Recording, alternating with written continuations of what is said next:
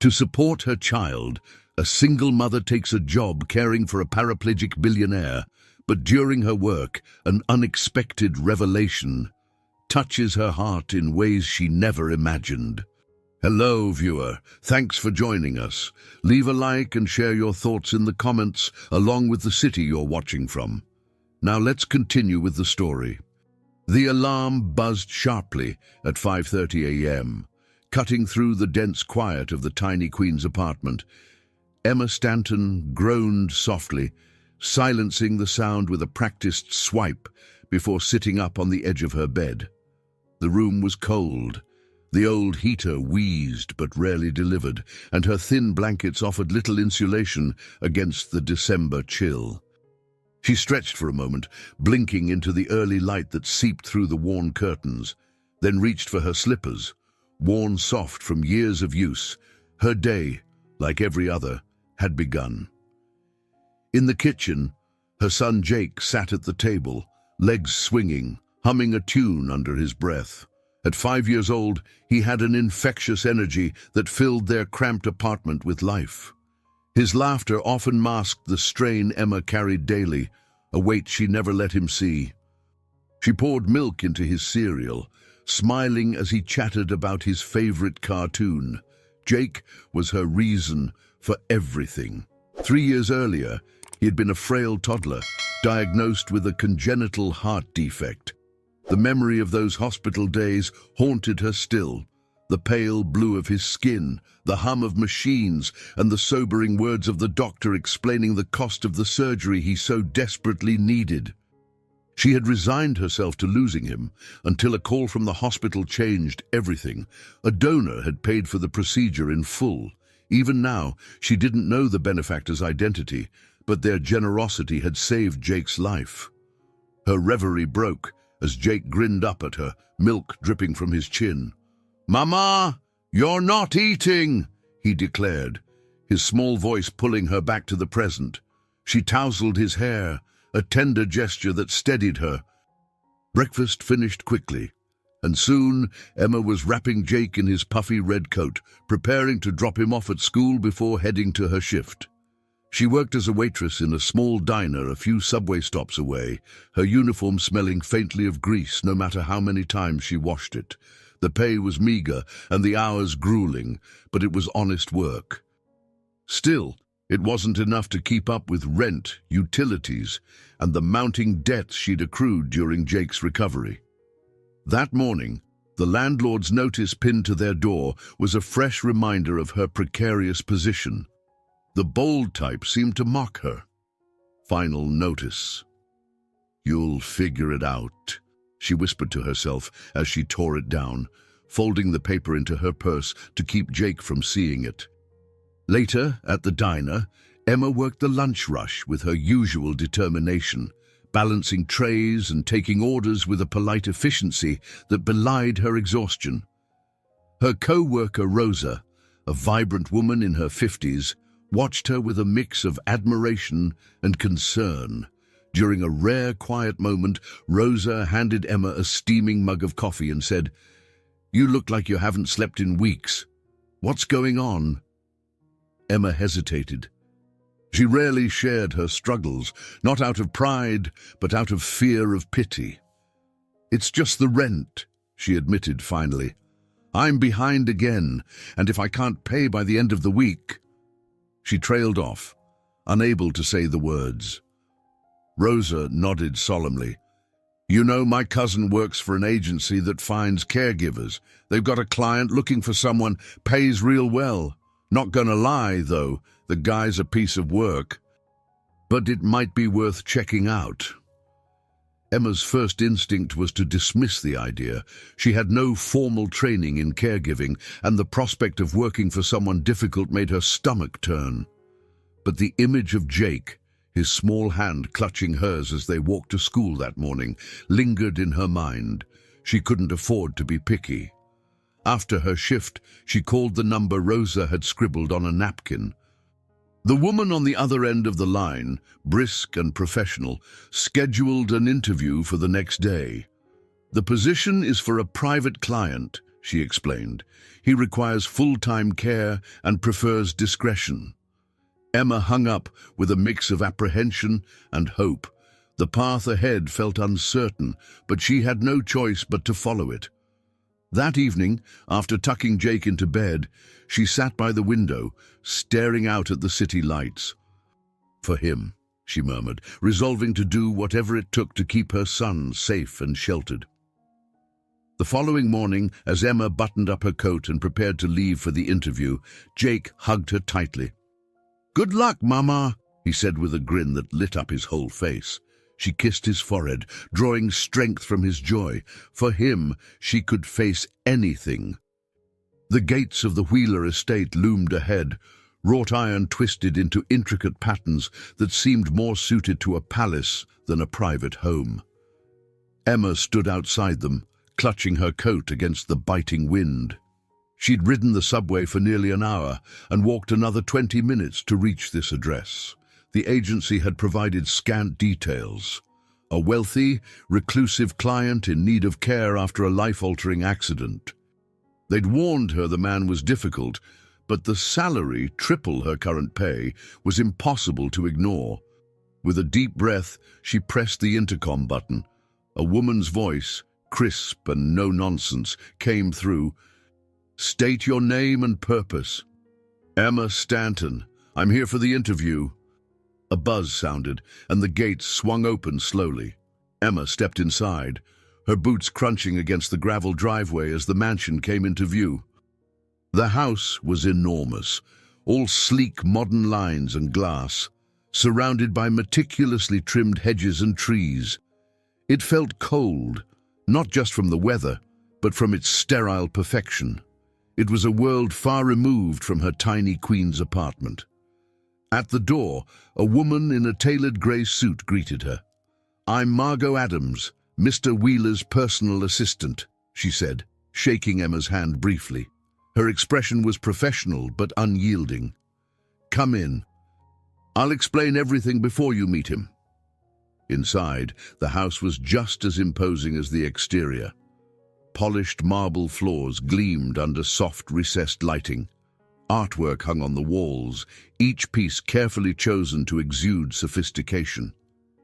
Emma felt small and out of place, but she forced herself to focus. This was for Jake. Margot led her to a study, where two leather chairs faced each other across a glass coffee table. "Please, sit," Margot instructed, taking the seat opposite Emma. "Let me be frank. Mr. Wheeler is not an easy man to work for.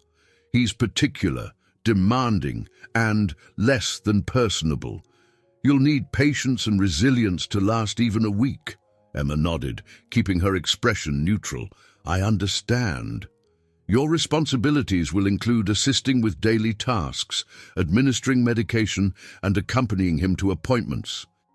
He prefers minimal interaction, so don't expect warm conversation. He values discretion above all else."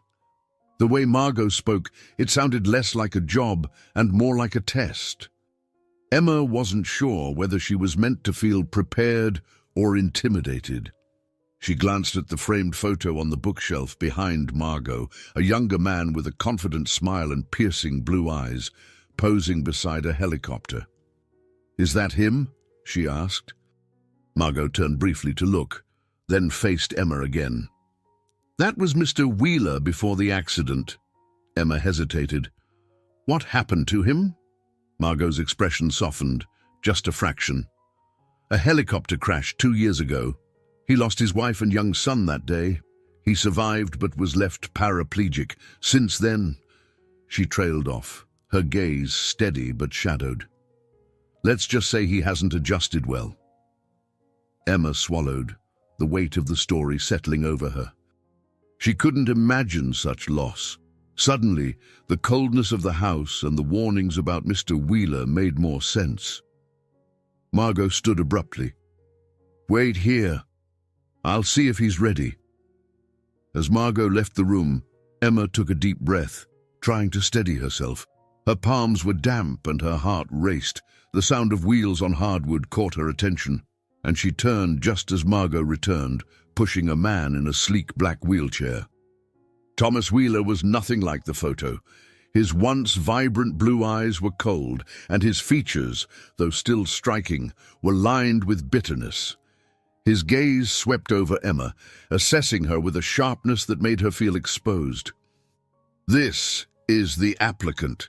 he asked Margot, his tone clipped.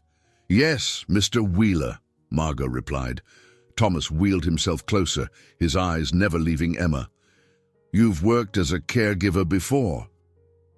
Emma straightened her posture. "No, but I've cared for my son during difficult times. I'm a fast learner."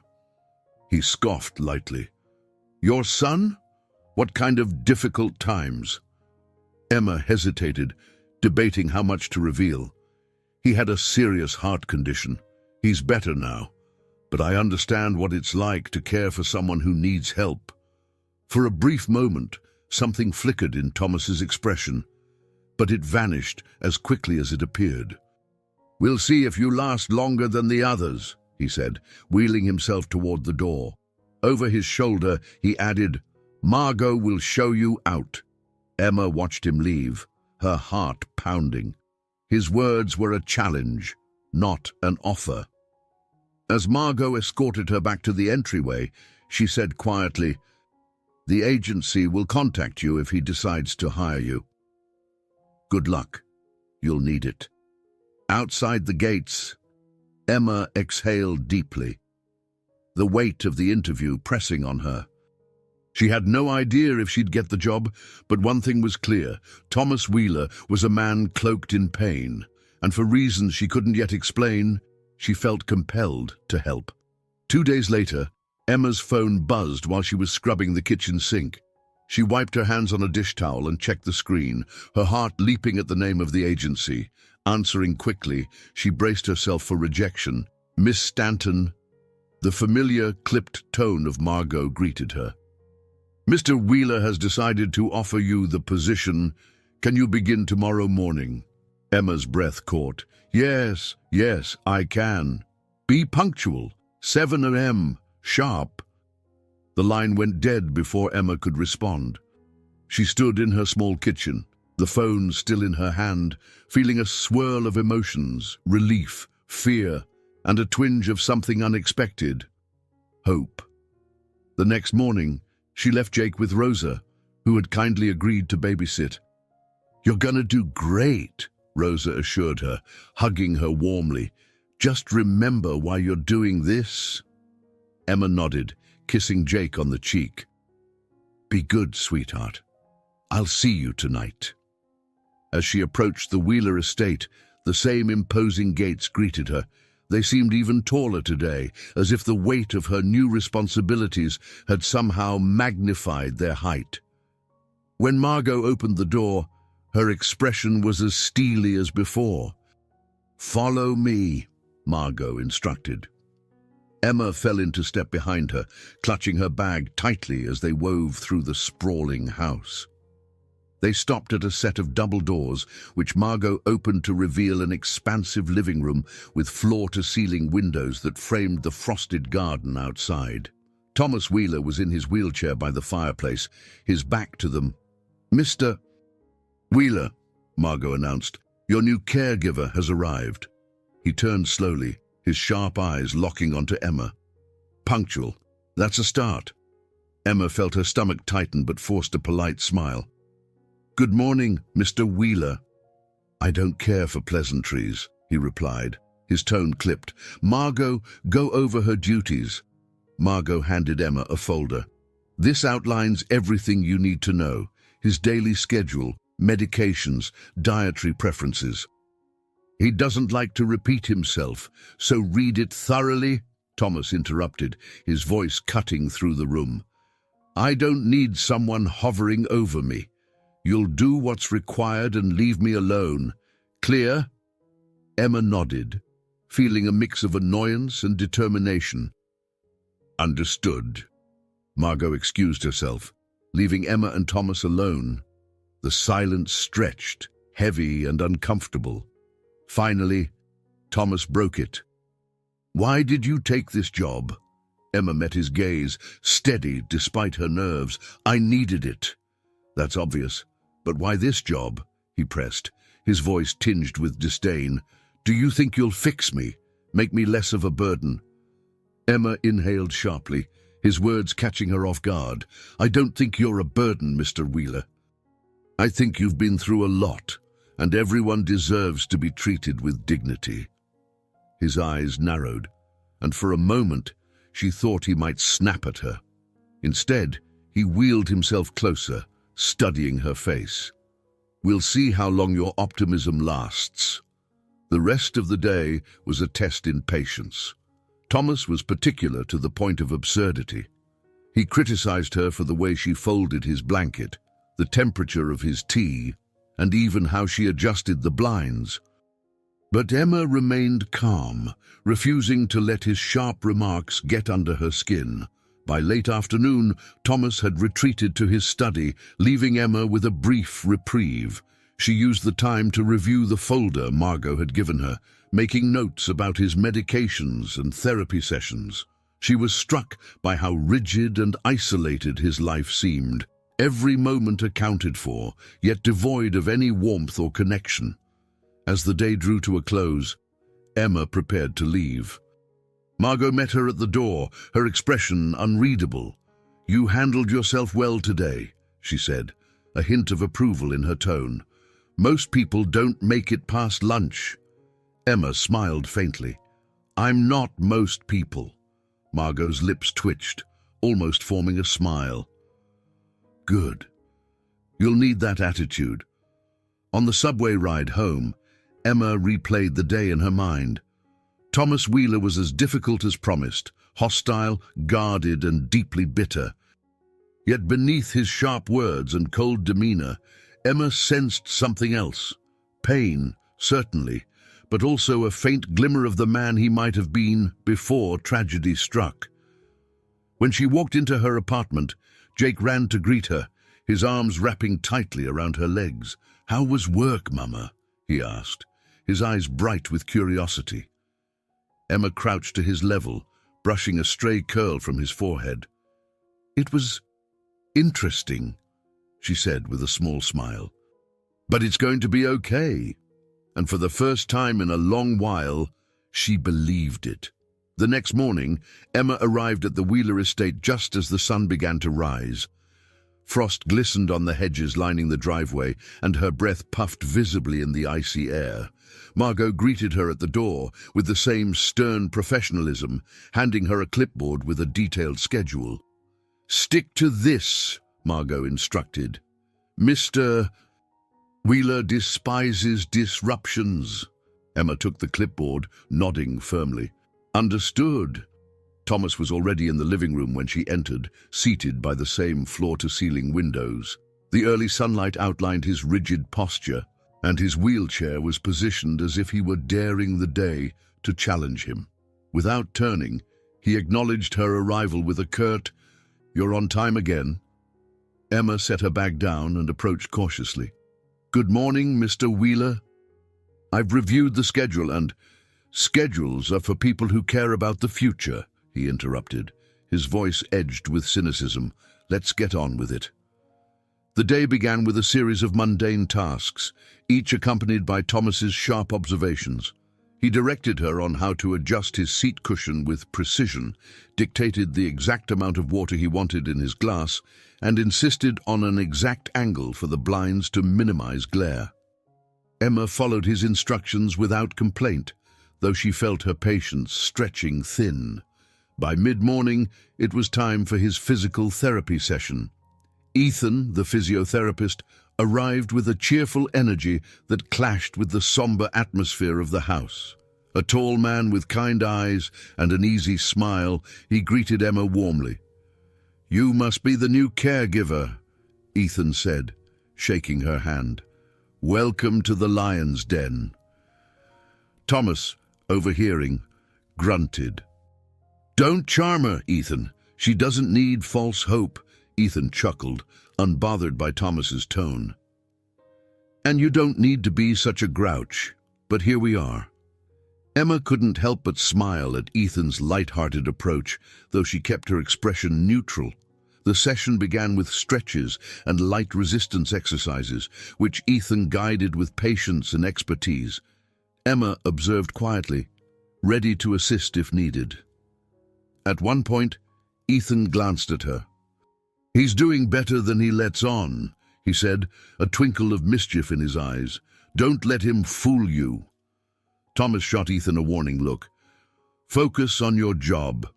As the session ended, Ethan pulled Emma aside. "He acts tough, but don't take it personally. Deep down, he's just scared like anyone else." Emma nodded, appreciating Ethan's insight. "Thanks for the advice." The afternoon brought more challenges. Thomas had a meeting with his financial advisors over video call, during which his temper flared repeatedly. Emma stayed nearby, organizing files and keeping his medications on schedule, but his frustration seemed to fill the room like static. When the call ended, he wheeled himself toward her, his expression a storm. "Do you know how to read financial reports?" he demanded. Emma blinked, caught off guard. "I've never—" "Of course not," he snapped, his tone cutting. "Figures, never mind." Before she could respond, he turned away, leaving her standing there, unsure whether to feel insulted or amused. She chose the latter, realizing his anger wasn't truly aimed at her. By early evening, the tension had softened slightly. Emma brought him tea, setting the tray carefully on the small table beside him. To her surprise, he didn't critique her effort this time. Instead, he stared at the cup in silence, his eyes distant. "I used to hate tea," he said suddenly, his voice quieter than she'd ever heard it. Emma hesitated, sensing the fragility of the moment. "What changed?" He didn't answer immediately. When he finally spoke, his words were edged with a vulnerability she hadn't expected. "It was my wife's favorite. After the accident, I couldn't stand the smell of it. But now—" He trailed off, shaking his head. "Now, it's all I can taste." Emma's throat tightened. "I'm sorry," she said softly, knowing how inadequate the words were. He glanced at her, his expression unreadable. "Don't be. Pity doesn't help." She didn't argue, choosing instead to sit in the quiet with him. For the first time, the silence between them didn't feel hostile. It felt human. As she prepared to leave that evening, Margot intercepted her at the door. "You're handling him better than most," she said, her voice lacking its usual edge. Emma managed a small smile. "I'm learning." Margot nodded. "Good. Just remember, he's not the only one being tested." Emma carried those words with her on the subway ride home, mulling over their meaning. When she arrived at her apartment, Jake greeted her with his usual exuberance, and the weight of the day lifted slightly. As she tucked him into bed, she thought about Thomas's fleeting moment of vulnerability and wondered what tomorrow might bring.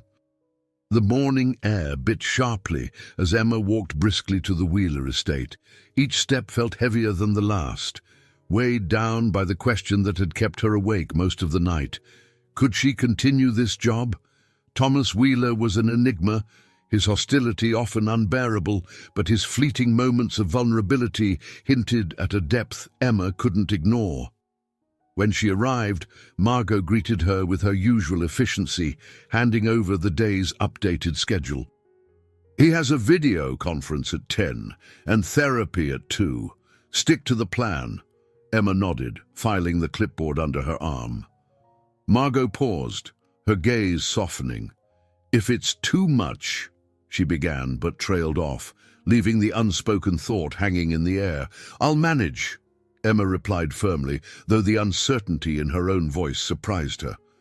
As she entered the living room, Thomas was already there, seated by the window as usual. He didn't acknowledge her, engrossed in a book. Emma approached cautiously, setting his morning tea on the small table beside him. "Good morning, Mr. Wheeler," she said, keeping her tone light. "Too early for pleasantries," he muttered without looking up. Emma resisted the urge to sigh. Instead, she busied herself with straightening the room, subtly observing him as she worked. He appeared calmer today, though the tension in his posture never fully left. The quiet stretched on until he finally closed the book with a deliberate snap. "I suppose you're settling into this routine," he said, his tone neutral. Emma turned, caught off guard by the lack of sarcasm. "I'm doing my best." Thomas regarded her for a long moment. "And yet you haven't left. Most people do by now." She hesitated, unsure how to respond. "I'm not most people." His lips twitched, almost forming a smile. "So I've noticed."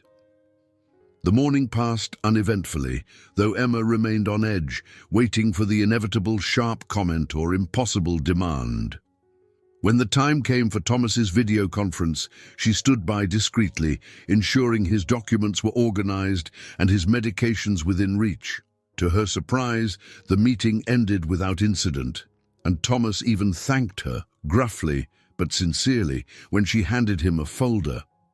By early afternoon, the monotony began to wear on Emma. She spent her break sitting on a bench in the garden, the cold air refreshing her mind. Ethan, arriving early for Thomas's therapy session, found her there. "Taking a moment to breathe?" he asked, settling onto the bench beside her. Emma smiled faintly. "Something like that." "He's not an easy one," Ethan said, his tone thoughtful. "But I think you're getting through to him." Emma glanced at him, skeptical. "You think so?" Ethan nodded. "I've worked with Thomas for over a year. He's still stubborn as hell, but he doesn't push everyone away anymore. Not completely, at least." Emma absorbed his words, uncertain whether to feel encouraged or overwhelmed. Before she could respond, Ethan stood and clapped her lightly on the shoulder. "Hang in there. You're doing more good than you know." The therapy session that followed was uneventful, though Thomas's usual sarcasm was notably absent. Emma couldn't tell if it was progress or simply exhaustion on his part. As the day wound down, she prepared his evening tea, setting it on the table beside him. "Why do you stay?" he asked suddenly, his voice cutting through the quiet. Emma froze, his question catching her off guard. "I have my reasons. Care to share?" She hesitated, then chose her words carefully. "Because I believe people deserve second chances." His gaze sharpened, and for a moment, Emma wondered if she'd said too much.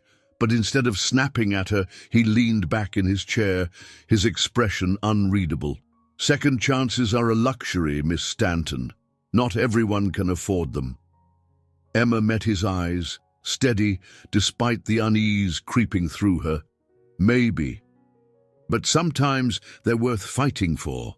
Thomas didn't respond, but the flicker of something, respect, perhaps, in his eyes stayed with her as she left for the night. On the subway ride home, Emma replayed their conversation in her mind. His walls were still firmly in place, but cracks were beginning to show. It wasn't much, but it was enough to make her decision. She would stay, at least for now. If there was even the smallest chance she could help Thomas, and by extension herself, she had to try. As she tucked Jake into bed that night, he looked up at her sleepily. "Did you have a good day, Mama?" She smiled, brushing a curl from his forehead. "I think I did," she murmured. For the first time in weeks, she felt a small, tentative hope stirring within her. Emma arrived at the Wheeler estate early the next morning, greeted once again by the crisp December air and the imposing gates. The house, with its sleek glass panels and manicured gardens, still felt unwelcoming. But Emma had grown accustomed to its cold elegance. Inside, Margot was waiting, her usual clipboard in hand. "Good morning, Miss Stanton," Margot said without looking up. "Mr. Wheeler has his routine therapy session this afternoon, but before that, he's requested a meeting. He rarely does this, so be prepared." Emma blinked, surprised. "A meeting?" About what? Margot's lips curved slightly, almost imperceptibly. That's for him to decide. Emma didn't press further. Instead, she made her way to the study where Thomas was already waiting. He sat by the large window, the sunlight casting harsh shadows on his angular face. His expression was thoughtful, almost contemplative, as he turned to face her. "You're early," he remarked in his tone neutral. "I try to be," Emma replied simply, standing near the doorway. Thomas gestured toward the chair opposite him. "Sit. We need to talk." Emma obeyed, her stomach twisting with unease. His directness always left her unsettled. "What's on your mind, Mr. Wheeler?" He studied her for a moment, his sharp blue eyes searching. "Why do you think you can handle this job?" The question was blunt but not unexpected. Emma took a steadying breath. "Because I don't give up easily." Thomas raised an eyebrow. "A noble sentiment. But determination only gets you so far. This isn't an ordinary caregiving job, Miss Stanton. It requires resilience, intelligence, and a level of patience most people don't have." "I'm aware," Emma replied, her voice steady. "And I believe I have all those things. Do you?" His tone was almost challenging, but there was a hint of curiosity beneath it. "Yes," she said firmly, meeting his gaze. "I've faced harder things in my life than this, Mr. Wheeler, and I've come through them stronger." For a moment, the room was silent. Then, to Emma's surprise, Thomas's lips twitched in the faintest hint of a smile. "We'll see." The conversation shifted abruptly as Thomas began discussing his therapy schedule, medications, and preferences for the day. Despite his initial sharpness, Emma noticed a subtle change in his demeanor, a willingness to engage, however minimal it might be. It wasn't much, but it felt like progress. Later that morning, Margot approached Emma in the kitchen, where she was organizing Thomas's medications. "You handled that well," Margot said, her tone softer than usual. Emma glanced up, surprised. "Thank you." "Thomas isn't an easy man to deal with," Margot continued, leaning against the counter. "But he respects strength. If you want to last here, you'll need to keep showing him that you're not afraid of him." Emma considered Margot's words carefully. There was something almost protective in the older woman's tone, a quiet encouragement that felt out of place in their otherwise formal interactions. "Have you worked for him long?" Emma asked. Margot nodded. 8 years. I knew him before the accident. He was a different man then, kind, generous, always looking forward. But that part of him is gone now." Her expression darkened. "Or buried so deep, it might as well be." Emma hesitated. "Do you think he can change?" Margot's gaze softened slightly. "That depends on him, and perhaps on the people around him." The conversation stayed with Emma as the day progressed. Thomas's therapy session with Ethan was uneventful, though Emma noticed he seemed more willing to follow instructions than usual. Ethan, ever cheerful, made light conversation as he guided Thomas through stretches and exercises, occasionally glancing at Emma with a knowing smile. "Whatever you're doing, keep it up," Ethan said to her afterward. "He's actually listening to me today. That's a first." Emma smiled faintly, though her thoughts remained elsewhere.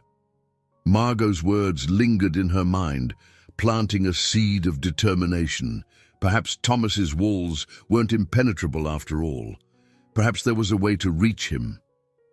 As the day wound down, Thomas called for Emma to bring his evening tea. She found him in his study, staring at a photo on his desk, a candid shot of him with his wife and young son, their faces lit with laughter. Emma paused, unsure whether to interrupt. "They were everything," Thomas said quietly, his voice breaking the stillness. "And I failed them." Emma's chest tightened at the raw pain in his words. She placed the tea gently on the desk beside him. "You didn't fail them," she said softly.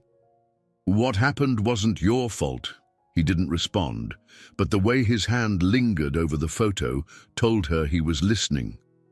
For the first time, Emma saw not the harsh, guarded man she had grown accustomed to, but a grieving father and husband, clinging to the fragments of a life he'd lost. As she left the study that evening, Emma felt a flicker of hope. The walls Thomas had built around himself were strong, but perhaps not unbreakable. All it might take was patience and someone willing to believe in him. Emma arrived at the Wheeler estate the next morning with a renewed sense of purpose. The faint progress from the previous day gave her hope that Thomas's hardened exterior might not be as unyielding as it seemed. As she stepped inside, Margot handed her the day's schedule. "Mr. Wheeler has requested something unusual," Margot said, her tone laced with curiosity. "He wants to go outside." Emma paused, surprised. "Outside?" Margot nodded. "The garden, specifically. He hasn't set foot outside the house in months. I'd suggest you encourage it. It might do him good." Emma folded the clipboard under her arm and made her way to the living room, where Thomas was seated by the window as usual. His gaze was distant, fixed on the frost-covered lawn beyond the glass. "You wanted to go outside today?" Emma asked gently. Taking a cautious step closer, Thomas turned his wheelchair slightly, eyeing her with his usual skepticism. "Margot tells me fresh air is good for the soul," he said dryly. "I'm not convinced, but the monotony of this house is unbearable." Emma smiled faintly. "A change of scenery can't hurt. Let me grab your coat." Minutes later, Emma pushed Thomas's wheelchair onto the paved garden path, the crisp winter air biting at her cheeks. The garden was vast, a series of winding paths surrounded by dormant flower beds and bare-limbed trees. Despite the season, the space held a quiet beauty, the frost glinting like diamonds in the pale sunlight. Thomas's expression was unreadable as they moved through the garden. He remained silent, his posture stiff, but Emma noticed the way his eyes lingered on the trees and hedges, as if searching for something familiar. "This place must have been beautiful in the spring," Emma said, breaking the silence. Thomas snorted softly. "It was. My wife loved this garden. She spent hours here, planting flowers, tending to every detail. After the accident," he trailed off, shaking his head. "I couldn't bear to look at it." Emma slowed her pace, letting the weight of his words settle. "Maybe it's time to let the garden be what it is now," she said carefully. "A reminder of her love, not just a source of pain." He didn't respond, but his jaw tightened, a flicker of emotion passing through his eyes. As they rounded a corner, a small stone bench came into view beneath a towering oak tree. Emma stopped the wheelchair beside it, stepping back to let Thomas take in the view. The branches stretched overhead like a canopy, their bare tips reaching for the sky. For a moment, the silence between them felt heavy, yet peaceful. "You have a way of saying things that make sense, Miss Stanton," Thomas said finally, his voice quieter than usual. Emma smiled softly. "I think sometimes we just need someone to remind us of what we already know."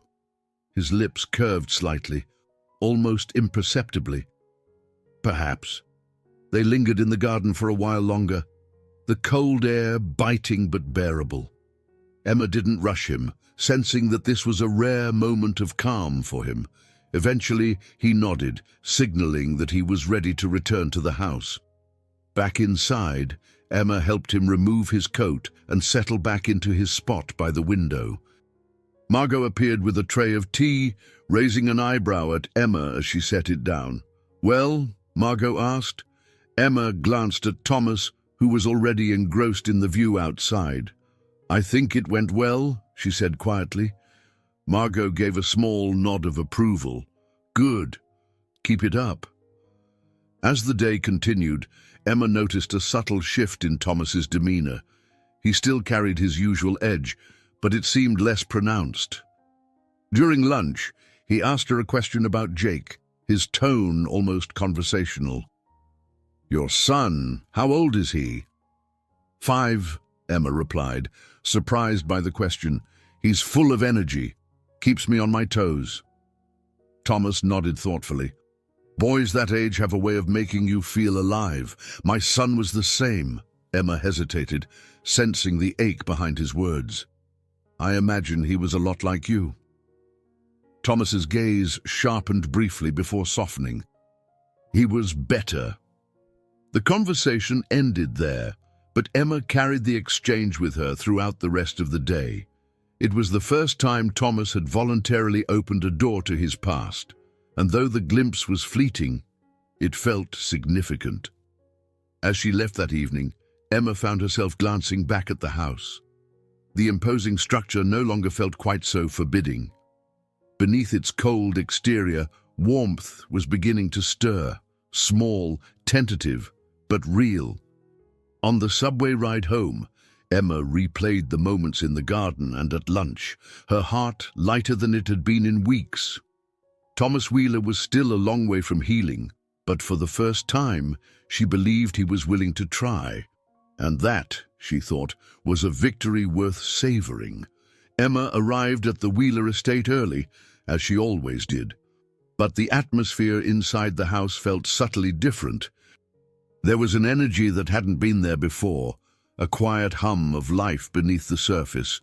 She couldn't pinpoint its source, but something about the way Thomas had lingered in the garden the previous day, the small moments of openness, hinted at a shift. It was fragile, but it was there. Margot greeted her at the door with her usual clipboard. "Good morning, Miss Stanton," she said briskly. "Today is a lighter day for Mr. Wheeler, but he's requested assistance organizing his study." Emma nodded, slightly surprised. "Organizing? Is that something he usually cares about?" Margot's lips twitched, just barely. "Not typically, but it seems he's taking an interest in his work again, which is a good sign. Try not to disrupt his focus." Emma made her way to the study, a room she had only glimpsed briefly before. It was a large, sunlit space with shelves of books lining the walls, every title meticulously arranged. The desk in the center of the room was an island of chaos. Papers, folders, and binders piled haphazardly, alongside a sleek laptop and a crystal paperweight. Thomas was already there, his wheelchair positioned at the desk as he sifted through the clutter. "You're early," he remarked without looking up. "You're busy," Emma replied, stepping closer. "How can I help?" Thomas gestured vaguely at the piles. "This mess needs order. If you're as competent as Margot claims, you'll figure it out." Emma raised an eyebrow but said nothing, setting her bag down and surveying the desk. She began sorting through the papers, dividing them into neat stacks, financial reports, correspondence, and personal notes.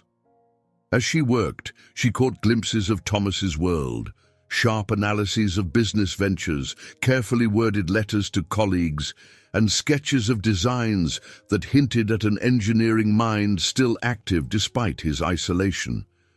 "You used to design things," Emma said, holding up a blueprint she'd uncovered in the pile. Thomas glanced at it briefly. "Still do, on occasion." "They're impressive," she added, meaning it. The intricacy of the designs and the precision of the calculations were far beyond her understanding, but she could tell they were the work of a meticulous and brilliant mind. He shrugged. "It's nothing. A way to pass the time." Emma set the blueprint aside carefully. "It's more than that. These could make a difference." Thomas's gaze flicked to her, his expression unreadable. "Not everything needs to make a difference, Miss Stanton. Sometimes it's just about keeping the mind occupied." They worked in silence for a while, the occasional rustle of papers the only sound. Emma noticed that Thomas seemed more engaged than usual, his movements sharper, his focus intense. It was a stark contrast to the apathy she'd seen in him just days before. At one point, she came across a photograph tucked into a folder. It was a candid shot of Thomas with his wife and son, standing in front of the very helicopter that would later take their lives. The sight of it made her chest tighten. Thomas noticed her hesitation and glanced at the photo. "That was taken the day we bought the helicopter," he said quietly. "They were so excited about it. I wasn't even supposed to be flying that day." Emma placed the photo down gently. "I'm sorry." He didn't respond immediately, his eyes fixed on the image. When he finally spoke, his voice was low, almost a whisper. "You know, for a long time, I thought it would have been better if I hadn't survived, that they wouldn't have had to lose so much because of me." Emma swallowed hard, her instinct to comfort him clashing with the enormity of his grief. "I don't think that's true," she said softly. "You're still here, and that matters. Maybe not to you right now, but it does." Thomas looked at her sharply, as if searching for hidden meaning in her words. For a moment, she thought he might argue, but instead, he nodded almost imperceptibly. "Perhaps," he said, his tone neutral but not dismissive. By the time they finished organizing the study, the space looked entirely different, clean, ordered, and purposeful. Thomas seemed satisfied, though he didn't say so directly. As Emma packed up to leave for the day, Margot caught her in the hall. "Good work today," Margot said, her voice unusually warm. "He hasn't touched that study in months." Emma smiled faintly. "It's a start." On the subway home, Emma reflected on the day's progress.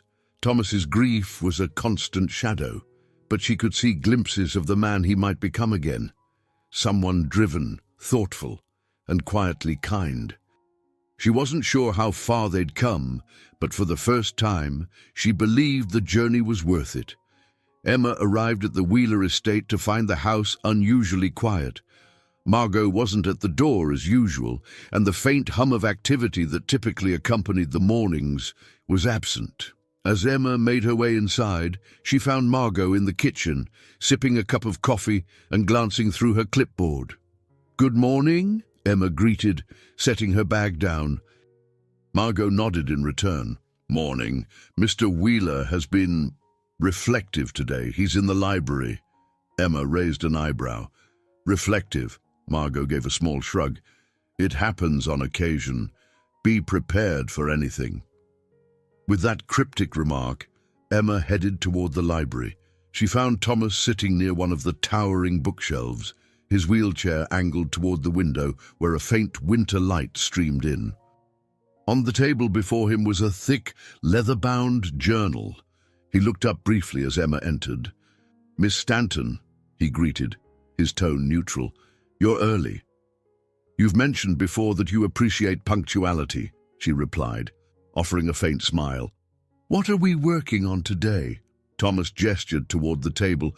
"I thought we might sort through some of this. Notes, sketches, remnants of old ideas." "If it's useless, toss it." Emma approached cautiously, glancing at the journal and the scattered papers around it. The sketches caught her eye, intricate designs of machinery, some annotated with precise measurements. "These are incredible," she remarked, picking up one of the drawings. "They're unfinished," Thomas replied dismissively. "Projects I never had the chance to complete." Emma set the paper down gently, sensing the frustration in his voice. "Why not finish them now?" Thomas gave her a wry look. "And what would be the point? To prove to yourself that you can," she said simply. "Not everything has to serve some grand purpose. Sometimes it's enough just to create." Her words seemed to strike a chord. He regarded her for a long moment before gesturing for her to sit. "Fine," he said. "Let's see what you can make of this mess." Emma settled into the chair across from him and began organizing the papers. As she worked, she noticed recurring themes in his designs: efficiency, elegance, and a focus on accessibility. It became clear that even in his grief and isolation, Thomas's mind had been active, searching for solutions to problems others might not have considered. Some of these could make a real difference, Emma said, holding up a sketch of what appeared to be a lightweight wheelchair prototype. Have you ever thought about patenting them?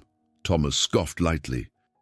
Patents require effort, Miss Stanton, and collaboration, neither of which I have much interest in. Emma bit her lip, debating whether to push further. Finally, she said, You've been through so much, but you're still here. That has to mean something. Thomas's expression darkened, but there was a flicker of something else. Doubt, perhaps. Curiosity. You're annoyingly persistent, he muttered. It's part of the job, she replied with a small smile. The day passed slowly, but with a surprising sense of purpose. Thomas allowed Emma to assist him in sorting through more designs, and even entertained her suggestions on organizing his notes. By mid-afternoon, the piles of scattered papers had transformed into neat stacks, each labeled and categorized. As they worked, Thomas spoke more freely than usual, sharing snippets of his life before the accident. He talked about his early days in business, his passion for innovation, and how his wife had always encouraged him to dream big. Emma listened intently, grateful for the glimpse into a side of him she rarely saw. By the time Emma prepared to leave, the library felt transformed, not just physically, but emotionally. The space, once a shrine to unfinished dreams, now felt like a place of potential. Thomas seemed lighter, too, though his guarded demeanor never fully left. As Emma gathered her things, Thomas called out to her. "Miss Stanton!" She turned, meeting his gaze. "Yes, Mr. Wheeler." He hesitated for a moment before saying, "Thank you, for today." Emma's chest tightened at the unexpected gratitude. "You're welcome." On the subway ride home, Emma found herself smiling. The day's progress had been slow but meaningful. Thomas Wheeler was still a man burdened by his past, but for the first time he seemed willing to look toward the future. And for Emma, that was enough to keep going. The following morning, the Wheeler estate buzzed with an energy Emma hadn't seen before. As she stepped through the front door, Margot greeted her with a brisk nod. "Good timing," Margot said, handing Emma a revised schedule. "Mr. Wheeler has a visitor today. I thought you should know." Emma blinked. "A visitor? Who?" "Ethan, his physiotherapist," Margot replied, "but this isn't a routine session. Ethan asked for some time to speak with Thomas about a new initiative." Emma's curiosity piqued as she headed to the living room. Thomas was already there, sitting stiffly in his wheelchair with an expression that bordered on irritation. Ethan stood nearby, his usual cheerful demeanor slightly more subdued. "Morning, Miss Stanton," Ethan greeted as Emma entered. "I was just about to make my pitch." Thomas let out a low sigh. "Pitch away, Ethan. Let's get this over with." Ethan grinned, undeterred by Thomas's tone.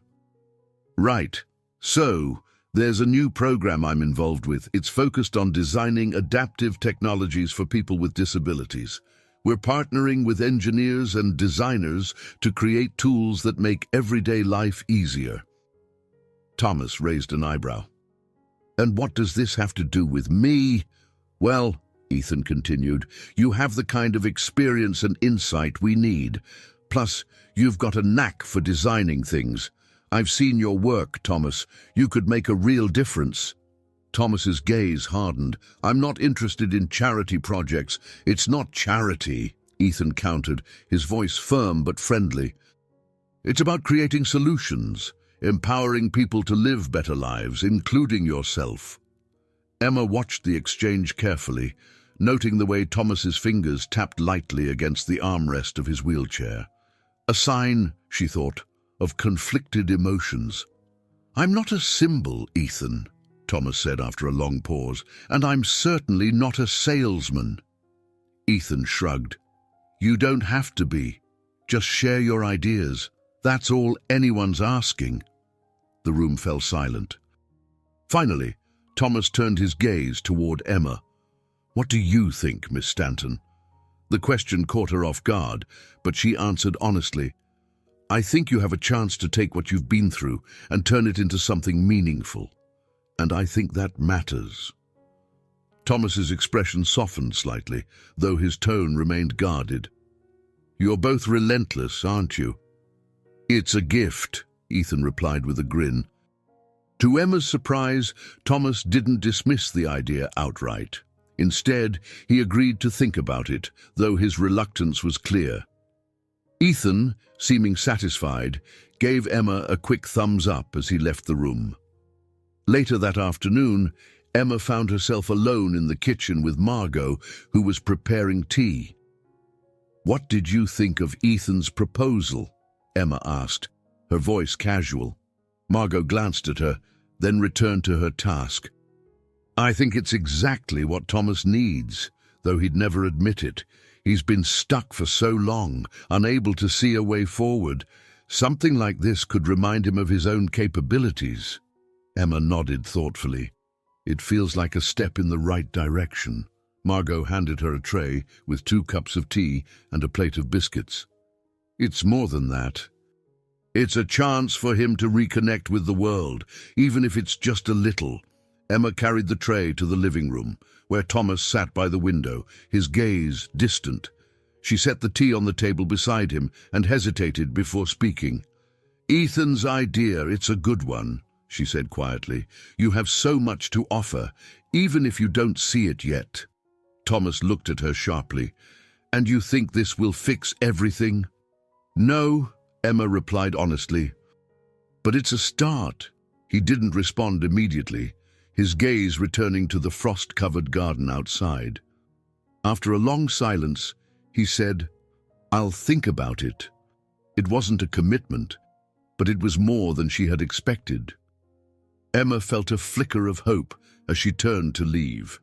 That evening, as Emma rode the subway home, she reflected on the day's events.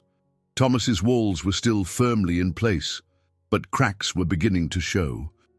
Ethan's visit had planted a seed, and Emma could only hope it would grow. When she arrived at her apartment, Jake greeted her with his usual exuberance. "Mama, did you help Mr. Wheeler today?" Emma smiled, brushing a curl from his forehead. "I think I did." As she tucked Jake into bed, she thought about the journey ahead for both herself and Thomas. It would be long and uncertain, but for the first time, it felt possible. And that, she realized, was enough. The day began quietly at the Wheeler estate, the early hours marked only by the hum of activity as the house staff moved through their routines. Emma arrived as usual, greeted by Margot's efficient nod. The air felt heavier today, though Emma couldn't pinpoint why. "Good morning, Miss Stanton," Margot said, handing Emma the day's schedule. "Mr. Wheeler has a meeting with the board of his company at noon. It's virtual, but it's important." "He'll need everything prepared beforehand." Emma noted the tension in Margot's voice. "Is something wrong?" Margot hesitated, glancing over her clipboard. "His cousin, Victor, will be attending the meeting. Let's just say their relationship is strained." Emma frowned. "Should I be worried?" "Just be ready," Margot said cryptically before walking away. Emma spent the morning ensuring that everything was set for Thomas's meeting. His notes were organized, his laptop was charged, and the room was arranged for optimal comfort. When she brought Thomas his coffee mid-morning, he was already reviewing documents, his expression hard and focused. "Everything's ready for your meeting," Emma said, setting the coffee down beside him. "Good," Thomas replied curtly, not looking up. His tone was sharper than usual, but Emma let it slide, sensing his nerves. The meeting began promptly at noon, and Emma stayed in the background, ready to assist if needed. The virtual conference screen filled with faces, board members, executives, and, as Margot had warned, Victor Wheeler.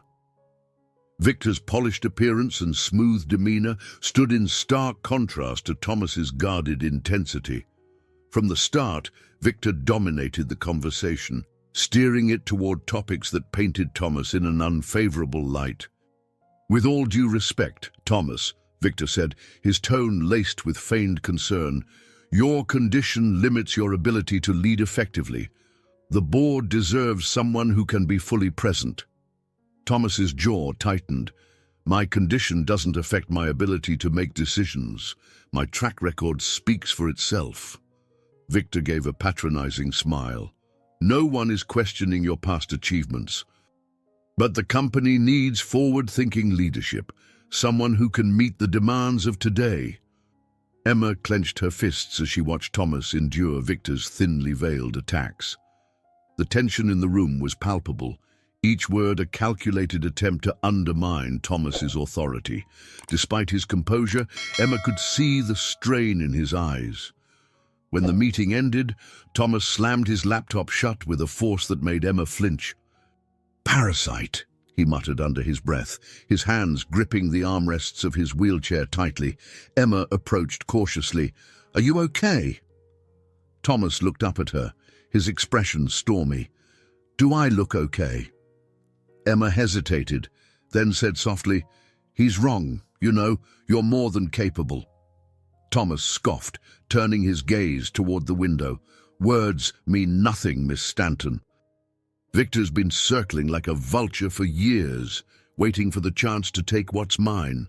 "Then don't let him," Emma said, her voice firm.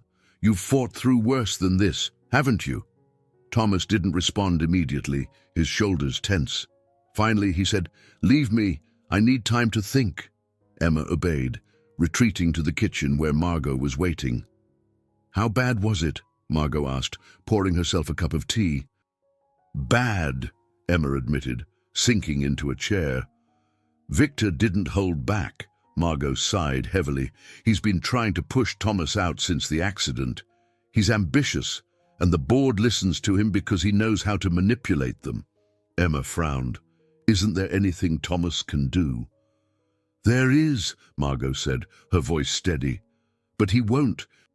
He refuses to lean on others, even when it's in his best interest."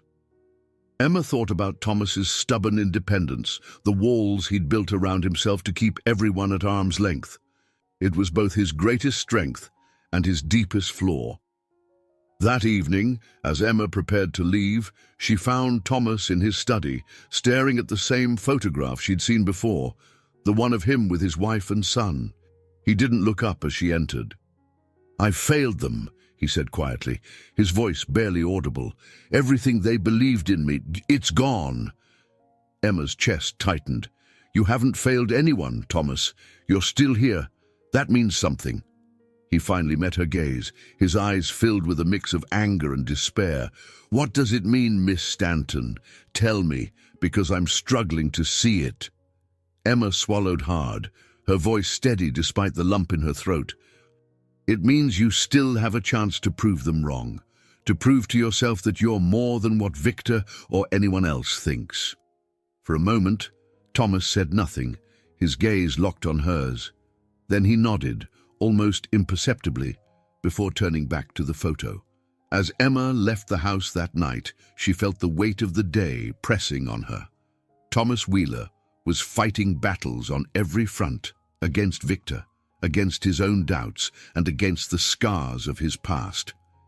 And though she couldn't fight for him, she could stand by his side. For now, that was enough. The cold morning sunlight filtered through the windows of the Wheeler estate as Emma stepped inside, her breath still visible from the freezing air outside. Margot met her in the foyer, clipboard in hand as always. "Today will be challenging," Margot said, her voice low. "Thomas has a follow-up meeting with the board, and the pressure will be even greater after yesterday's unpleasantness." Emma nodded, already steeling herself for what lay ahead. "What can I do to help?" "Keep him focused," Margot replied. "And keep Victor's name out of the conversation. He doesn't need the distraction." When Emma entered the living room, Thomas was by the window again, his wheelchair angled toward the garden. His posture was rigid, his fingers tapping impatiently on the armrest. He didn't look up as she approached. "Good morning, Mr. Wheeler," Emma greeted, keeping her tone steady. "I doubt it will be," he muttered, his eyes fixed on the frost-covered hedges. Emma hesitated before stepping closer. "You have a chance today to remind the board why they trusted you in the first place." Thomas turned sharply, his piercing gaze locking onto hers. "And what if they've already decided I'm no longer fit to lead? What then?" "Then you remind them," Emma said firmly. "You've built this company. You've faced setbacks before. This isn't the end." For a moment, Thomas didn't respond. Then he gave a slight nod, his expression softening just enough to show that her words had reached him. By midday, the virtual meeting was in full swing. Emma stood discreetly by the side of the room, ready to assist if needed. On the screen, Victor was already in his element, presenting a polished report filled with thinly veiled critiques of Thomas's leadership. His words were smooth, his tone measured, but the implication was clear. Thomas's time at the helm should come to an end. Thomas listened in silence, his face an unreadable mask. When Victor finished, the room fell quiet, the tension palpable. Then Thomas spoke, his voice calm but edged with steel. "I appreciate your concerns, Victor," he began, his gaze steady. "But let's not forget the numbers. This company has thrived under my leadership, even after the accident. I've continued to oversee key decisions, and the results speak for themselves." Victor's smile was thin, almost predatory. "No one is denying your past contributions, Thomas. But the future requires someone who can adapt to new challenges, someone with the energy and perspective to move forward." Thomas's jaw tightened, but he didn't rise to the bait. "Energy and perspective are valuable, yes, but experience and vision are irreplaceable, and those, Victor, are qualities I still bring to the table." Emma felt a surge of pride as she watched Thomas hold his ground. Despite the tension, he spoke with authority, his words measured and precise. When the meeting concluded, it was clear that while Victor had made his point, Thomas had left a stronger impression. Later that afternoon, Emma found Thomas in the study, going through a stack of documents. His focus was intense, his movements deliberate. Emma approached cautiously, carrying a tray with tea and biscuits. "Tea," she offered, setting the tray down on the table beside him. He glanced up briefly. "Thank you," Emma hesitated, then said, "You handled the meeting well." Thomas sighed, leaning back in his wheelchair. "Did I? It feels like I'm constantly on the defensive, proving myself over and over again." "You're still here," Emma said softly, "and that's more than Victor can take credit for." A faint smile tugged at the corner of Thomas's lips. "You have a way of making things sound simpler than they are, Miss Stanton." "Maybe they are simpler," she replied. "You're stronger than you think, and you have people who believe in you." Thomas looked at her, his expression unreadable. "You included?" Emma met his gaze without hesitation. "Yes." As the day drew to a close, Emma prepared to leave, but before she could step out of the room, Thomas called after her. "Miss Stanton," she turned, her hand resting on the doorframe. "Yes, Mr. Wheeler?" "Thank you," he said quietly. "For everything today." Emma smiled, her chest tightening at the sincerity in his voice. "You're welcome." That evening, as Emma rode the subway home, her thoughts swirled with the day's events. Thomas's resilience had shone through, but the fight wasn't over. Victor was a relentless adversary, and the road ahead would be fraught with challenges. When she arrived at her apartment, Jake was waiting for her, his wide smile instantly lifting her spirits. "How was work, Mama?" he asked, running to hug her. "It was a good day," she replied, pulling him close. As she tucked Jake into bed that night, Emma felt a flicker of hope. Thomas Wheeler had faced another trial, and though the battle wasn't yet won, He had proven that he still had the strength to fight, and for Emma, that was a victory worth celebrating. The Wheeler estate was quiet as Emma arrived the next morning, the weight of the previous day still heavy in the air. Thomas's confrontation with Victor had been a small victory, but the tension it created lingered like a storm cloud. As she stepped inside, Margot met her with a tired expression. "Morning," Margot greeted, handing Emma a folder. "Mr. Wheeler requested these be reviewed today."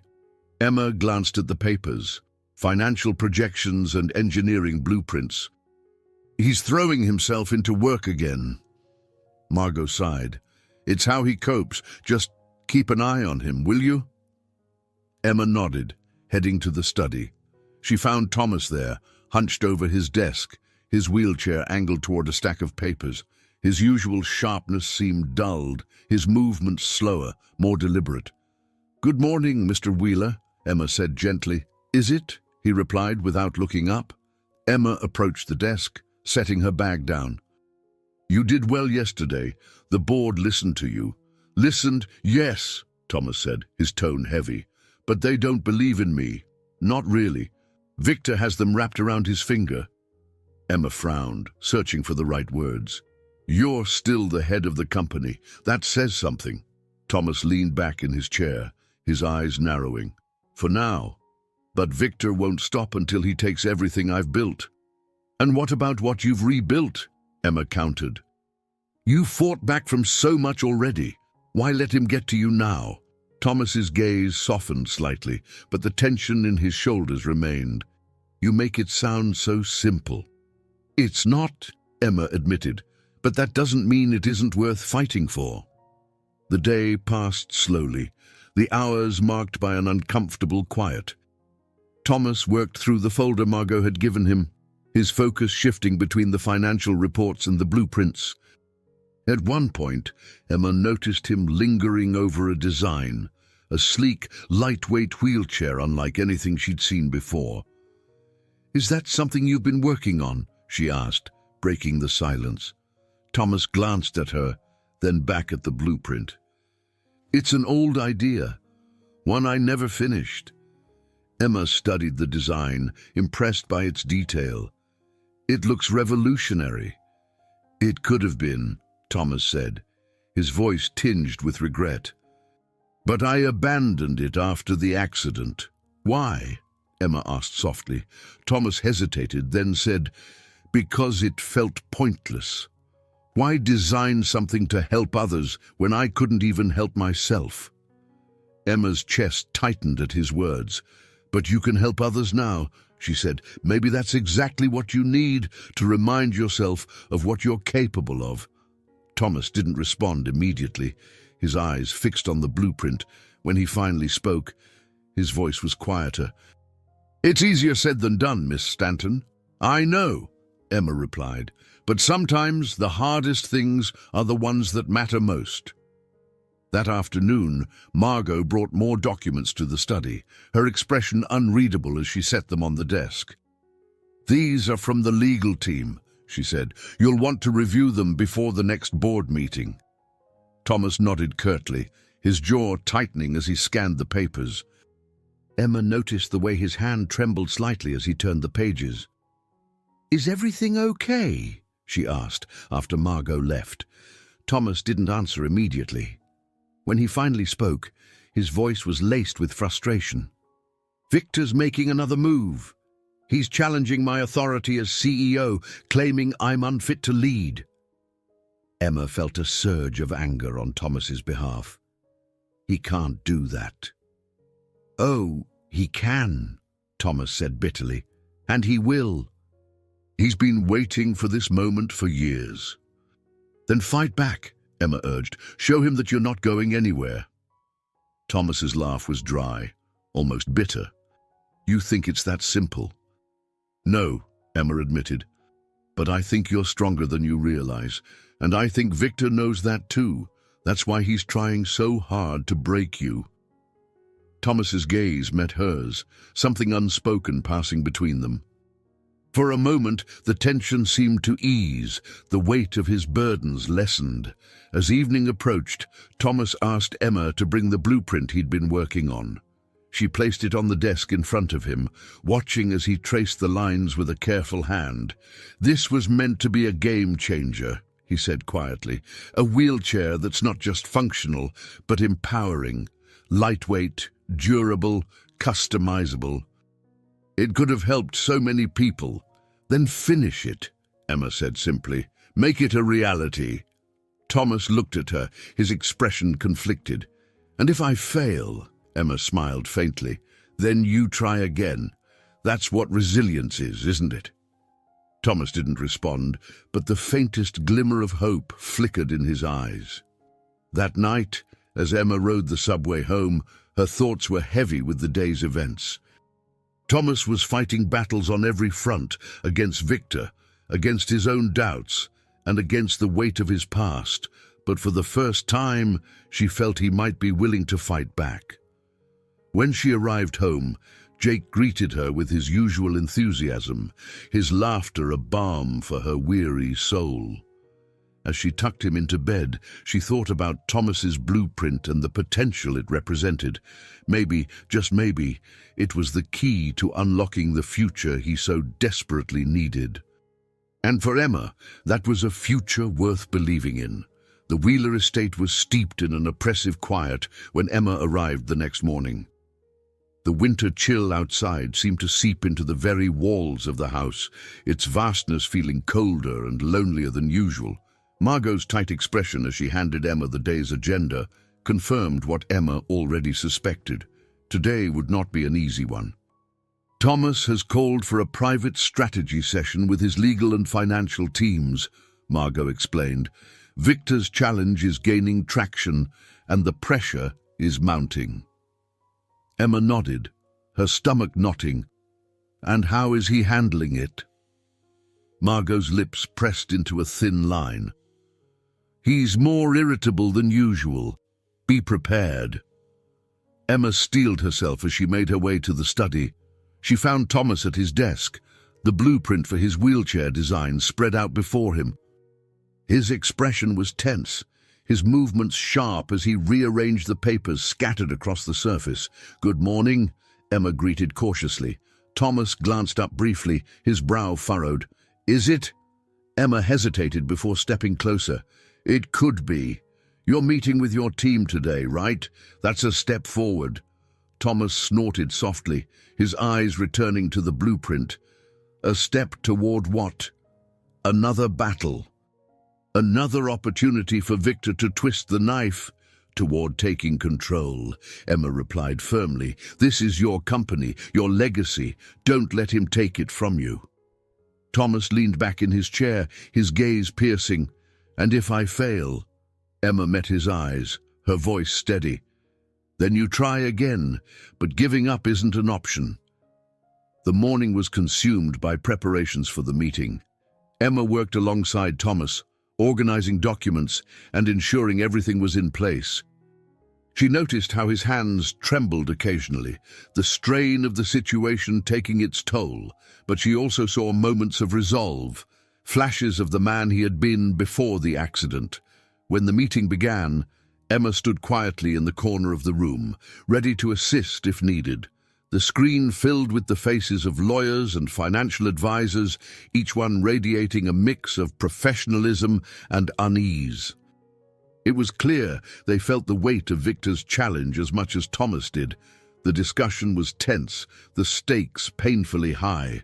The legal team outlined the potential ramifications of Victor's claims, emphasizing the need for a clear, decisive strategy. Thomas listened in silence, his jaw tight, his gaze fixed on the screen. "Victor's argument hinges on your perceived incapacity," one of the lawyers said carefully. "If we can present evidence of your continued leadership and contributions to the company, we can counter his claims effectively." "And if we can't?" Thomas asked, his voice low but edged with steel. The lawyer hesitated before replying. "Then the board may decide to support his motion for new leadership." The words hung in the air like a guillotine. Emma's chest tightened as she watched Thomas process the implications. For a moment, his usually unyielding expression faltered, revealing the vulnerability beneath. After the meeting, Thomas dismissed his team and sat alone in the study, staring at the papers spread across his desk. Emma approached cautiously, unsure if he wanted company. "That was a lot to take in," she said softly. Thomas didn't look at her. "It's not the first time I've faced betrayal, Miss Stanton. But somehow, it never gets easier." Emma hesitated before sitting in the chair across from him. "It's not betrayal, if you can fight back." Thomas's lips twisted into a bitter smile. "And what if I lose?" "Then you fight harder," Emma replied. "You've already come so far. Why stop now?" Thomas sighed heavily, rubbing a hand over his face. "Because it feels like everything I do just pushes me closer to the edge. No matter how hard I fight, it's never enough." Emma leaned forward, her voice firm but gentle. "You're stronger than you think, Thomas. And you're not alone in this. You have people who believe in you, people who want to help."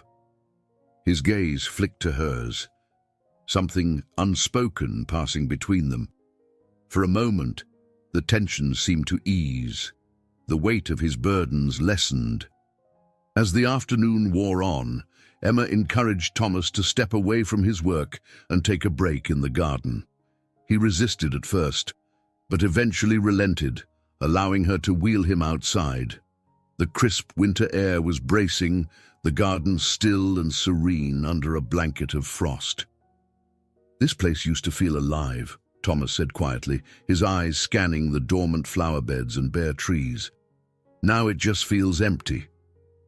"It's not empty," Emma replied. "It's resting. Waiting for spring." Thomas looked at her, his expression softening. "You have a way of finding hope where there is none, Miss Stanton." Emma smiled faintly. "Maybe I just see things differently." That evening, as Emma prepared to leave, Thomas called her back. "Miss Stanton," he said, his tone unusually soft. She turned and meeting his gaze. "Yes, Mr. Wheeler?" "Thank you," he said quietly, "for reminding me why I started all this in the first place." Emma's chest tightened at the sincerity in his voice. "Any time." On the subway ride home, Emma replayed the day's events in her mind. Thomas was facing an insurmountable challenge, but he wasn't facing it alone. For the first time, she felt certain that he had the strength to endure, and that her role in his life was more important than she'd ever realized. As she tucked Jake into bed that night, she thought about Thomas's quiet determination and the blueprint that still lay unfinished on his desk. It was a symbol of what could be, a reminder that even in the face of overwhelming odds, there was always the possibility of renewal, and for Emma, that was a fight worth standing by. The morning sun barely broke through the heavy grey clouds as Emma made her way to the Wheeler estate. The air was damp with the promise of snow, and her steps felt heavier than usual. Thomas had been withdrawn after the previous day's meeting, his usual sharpness replaced by a simmering frustration that Emma knew all too well. Today, however, she was determined to shift the tide. When she entered the house, Margot greeted her with a rare smile. "He's already in the study," she said, "and he's working." Emma raised an eyebrow. "That's a good sign, isn't it?" Margot's smile faded slightly. "It depends. If he's channeling his energy into something productive, then yes. If not," she trailed off, leaving the rest unsaid. Emma nodded and headed to the study. She found Thomas hunched over his desk, the blueprint for his wheelchair design front and center. Surrounding it were additional sketches and notes, many of them clearly new. His focus was intense, his pen moving rapidly across the paper. "Good morning," Emma said softly, not wanting to disturb his concentration. Thomas glanced up briefly, his expression unreadable. "You're early." "I thought I'd see how you're doing," Emma replied, stepping closer. "It looks like you've been busy." "I couldn't sleep," he admitted, leaning back in his chair, "so I decided to work." Emma studied the sketches, impressed by the level of detail. "This is incredible, Thomas. You've made real progress. It's still incomplete," he said, his tone dismissive. "Maybe," Emma agreed, "but it's closer than it was yesterday." Thomas regarded her for a moment, his eyes searching. Then he gave a small nod, as if conceding her point. "I suppose it is." The morning passed in relative quiet, the soft scratch of Thomas's pen and the rustle of papers filling the study. Emma stayed nearby, offering assistance when needed, but mostly giving him space to work.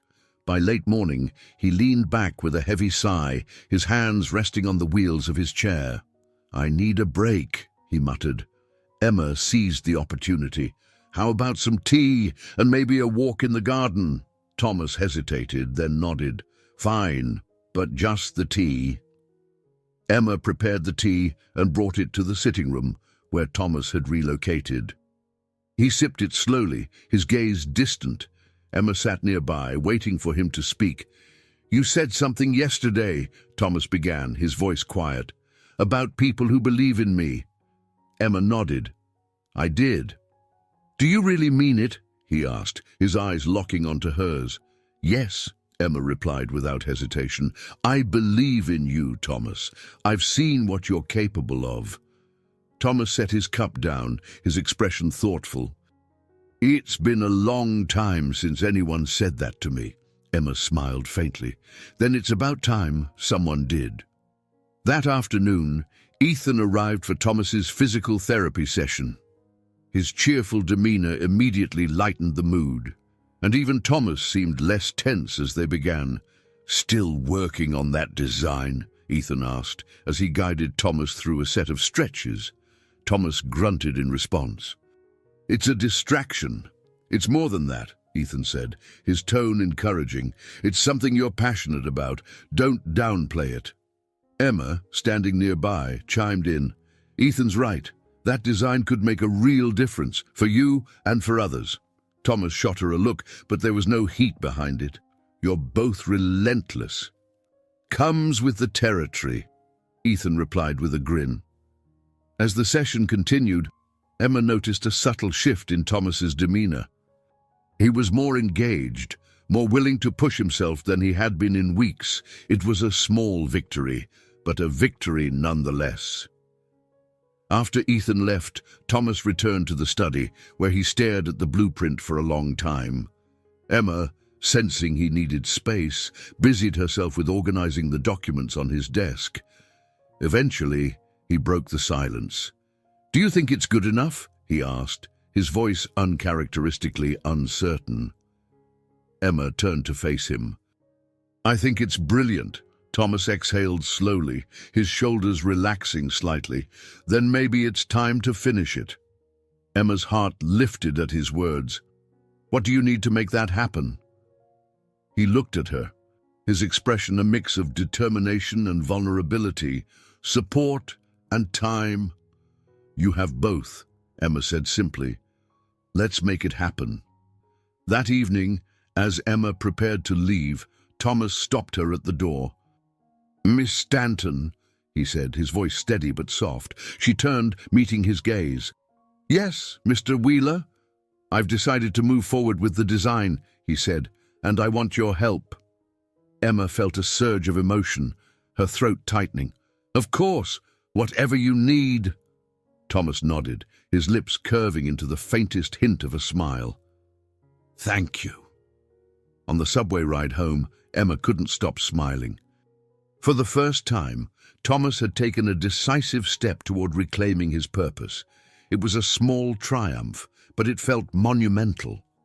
When she arrived at her apartment, Jake greeted her with his usual exuberance. "Mama, did you have a good day?" Emma scooped him into her arms, holding him close. "I did, sweetheart. A very good day." As she tucked Jake into bed that night, Emma thought about the journey ahead. It wouldn't be easy, But for the first time, she felt confident that Thomas was ready to fight for his future, and she would be there every step of the way. The following morning, Emma arrived at the Wheeler estate with a renewed sense of determination.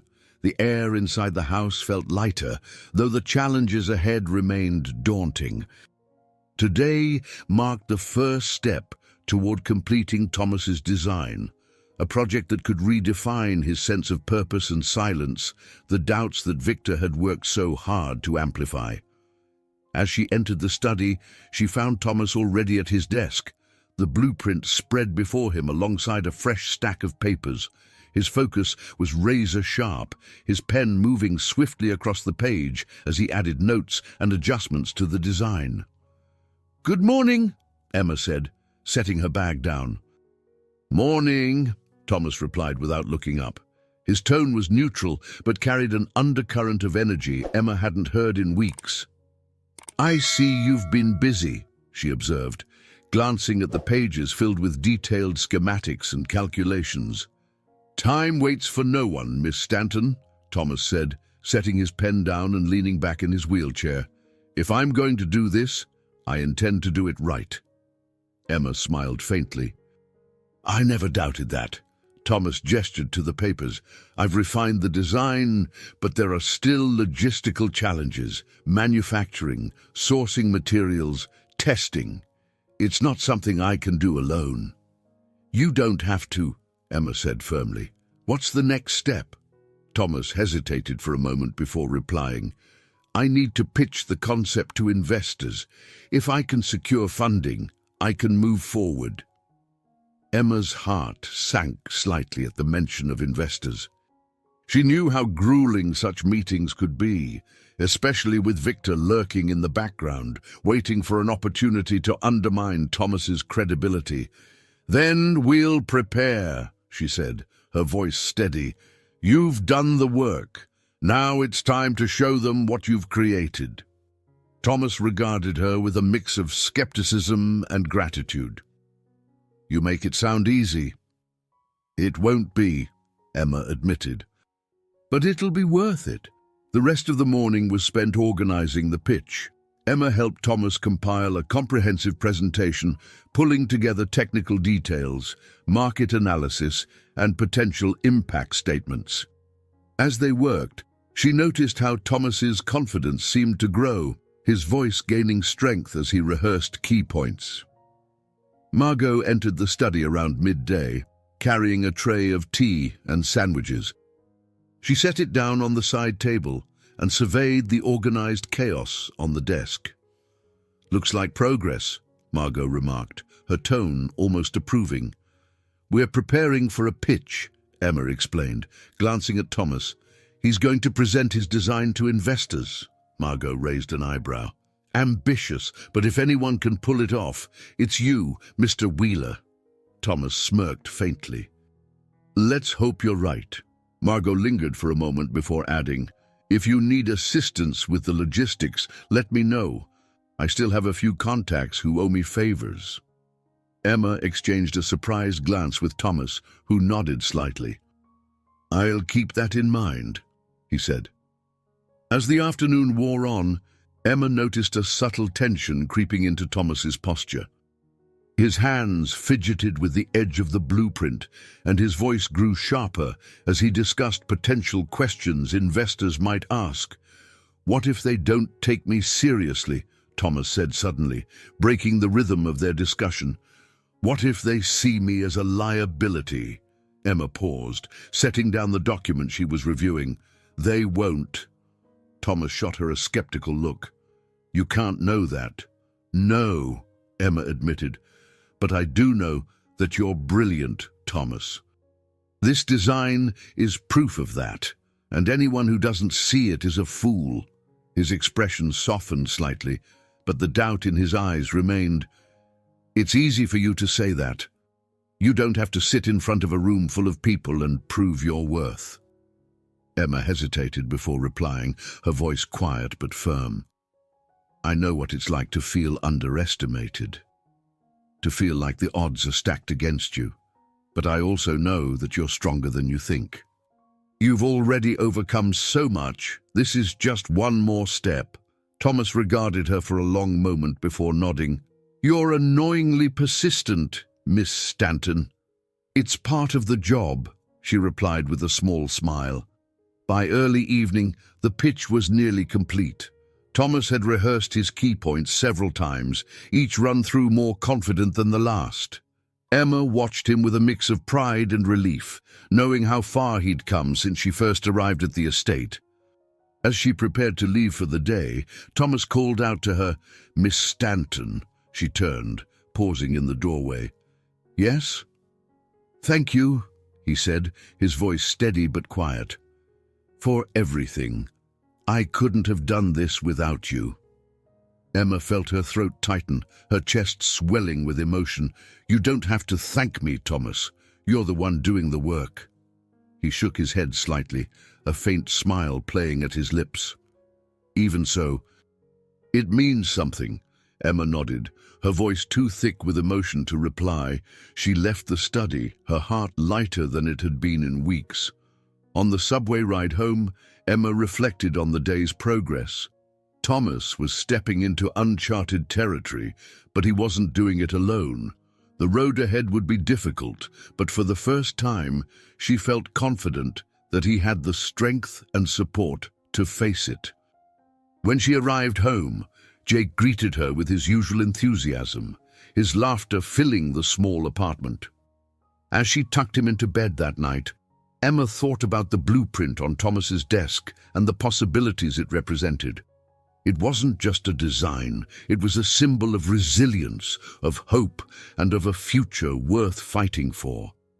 And Emma would be there, every step of the way. The Wheeler estate was alive with activity the next morning. Emma arrived early, her breath visible in the chilly air as she hurried inside. She could feel the tension radiating through the house.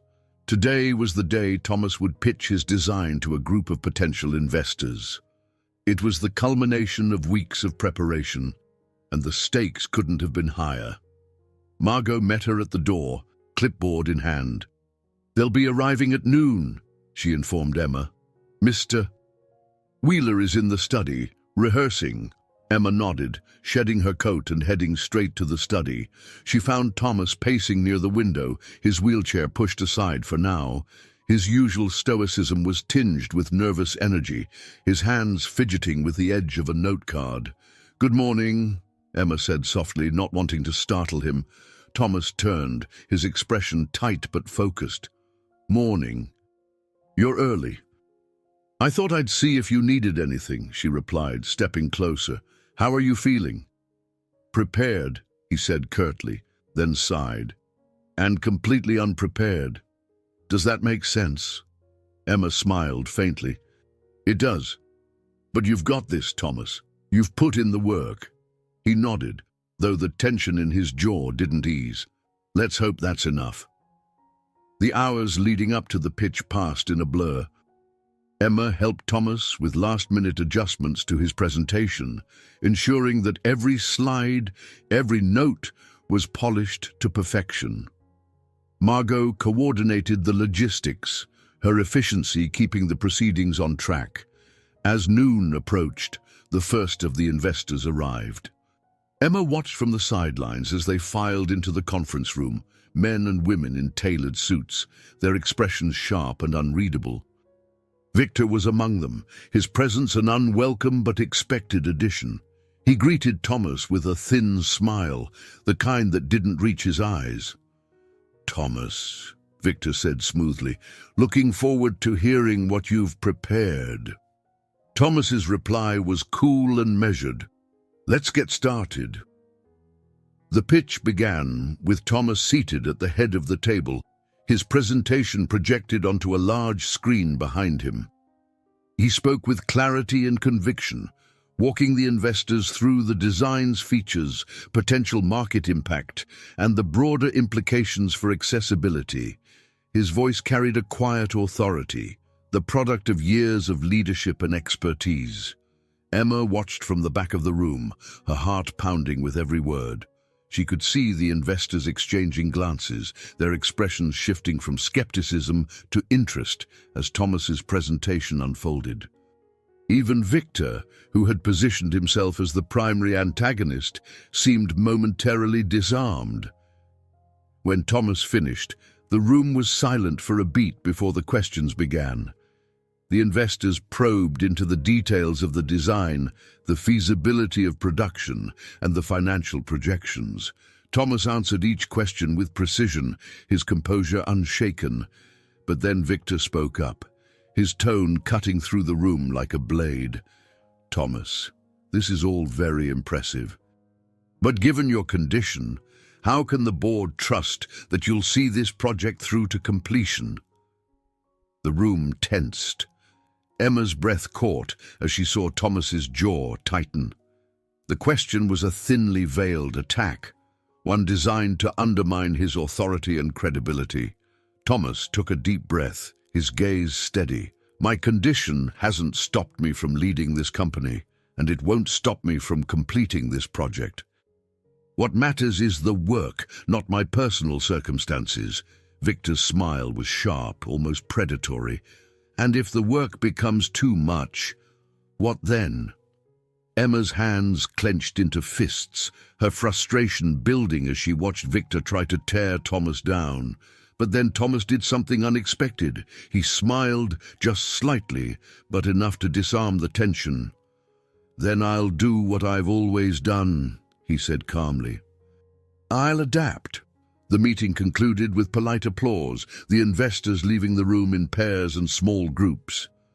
Victor lingered, his gaze lingering on Thomas as he exited without another word. As the door closed behind the last of the investors, Thomas let out a long breath, leaning back in his wheelchair. Emma stepped forward, her heart still pounding from the tension of the meeting.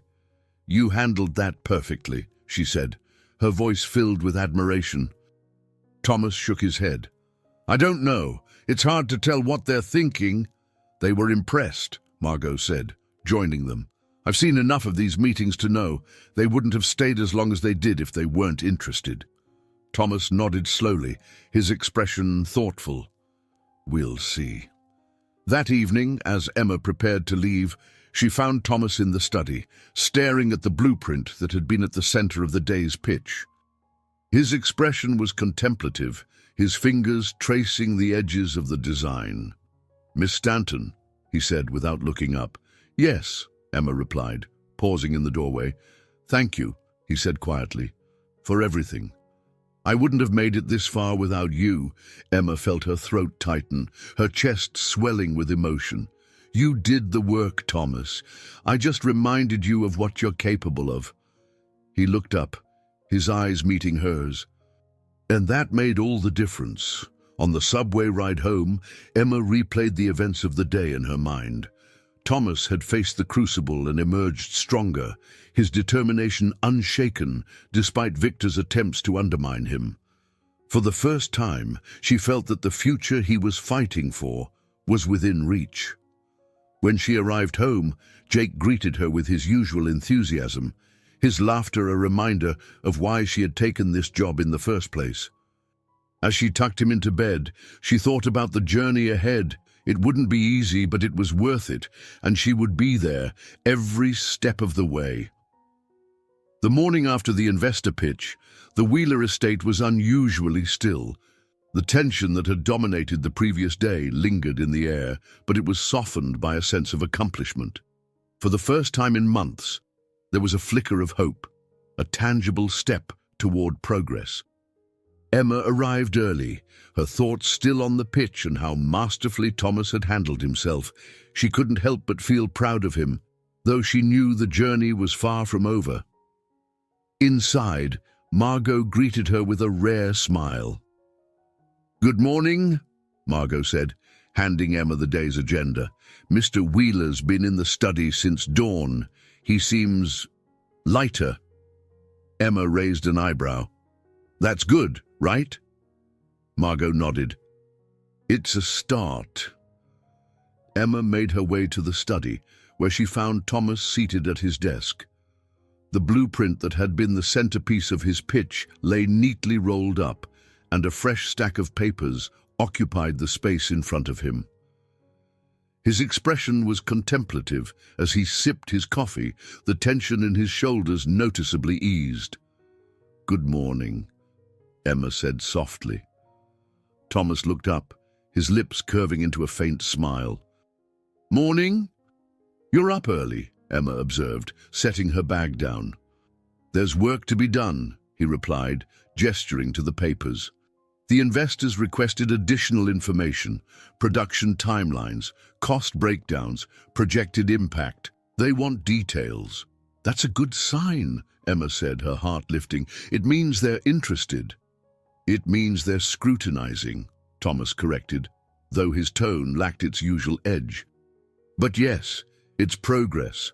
Emma took a seat across from him. "How can I help?" Thomas handed her a folder filled with documents. "Start with these. Margot's pulling data from the company archives, but we'll need to organize it for the follow-up presentation." Emma nodded, diving into the task. They worked in companionable silence, the room filled only with the sound of papers shuffling and pens scratching. It was a far cry from the tension of earlier weeks, and Emma found herself marveling at how much Thomas had changed since she first arrived. By mid-morning, Margot joined them in the study, her hands full of additional reports. "This should cover most of what the investors asked for," she said, setting the stack on the desk. Thomas flipped through the pages, his brow furrowing slightly. "It's thorough, almost too thorough," Margot smirked. "Better to give them too much than not enough." Thomas nodded, his expression softening.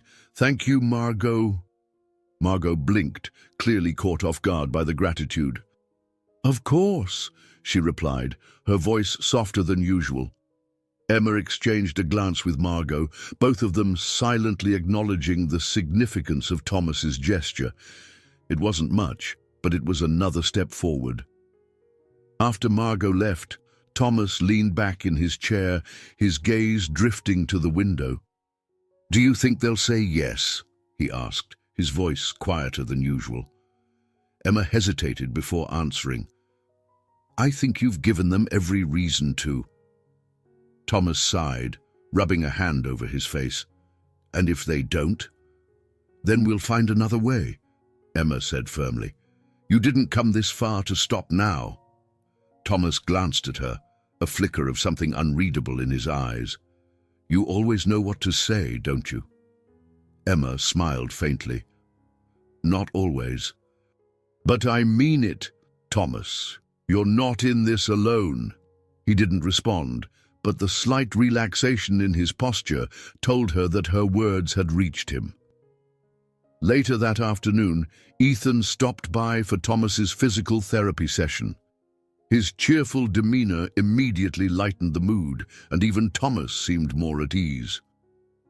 "How's our resident inventor doing today?" Ethan asked as he guided Thomas through a set of stretches. "Busy," Thomas replied, his tone less curt than usual. "The investors want more information." "That's a good thing," Ethan said, grinning. "Means they're taking you seriously." Thomas gave a non-committal shrug, but Emma could see the faint trace of satisfaction in his expression. As the session continued, Ethan shot Emma a knowing look.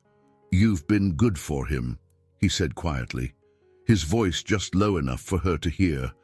Emma smiled. "He's been good for himself."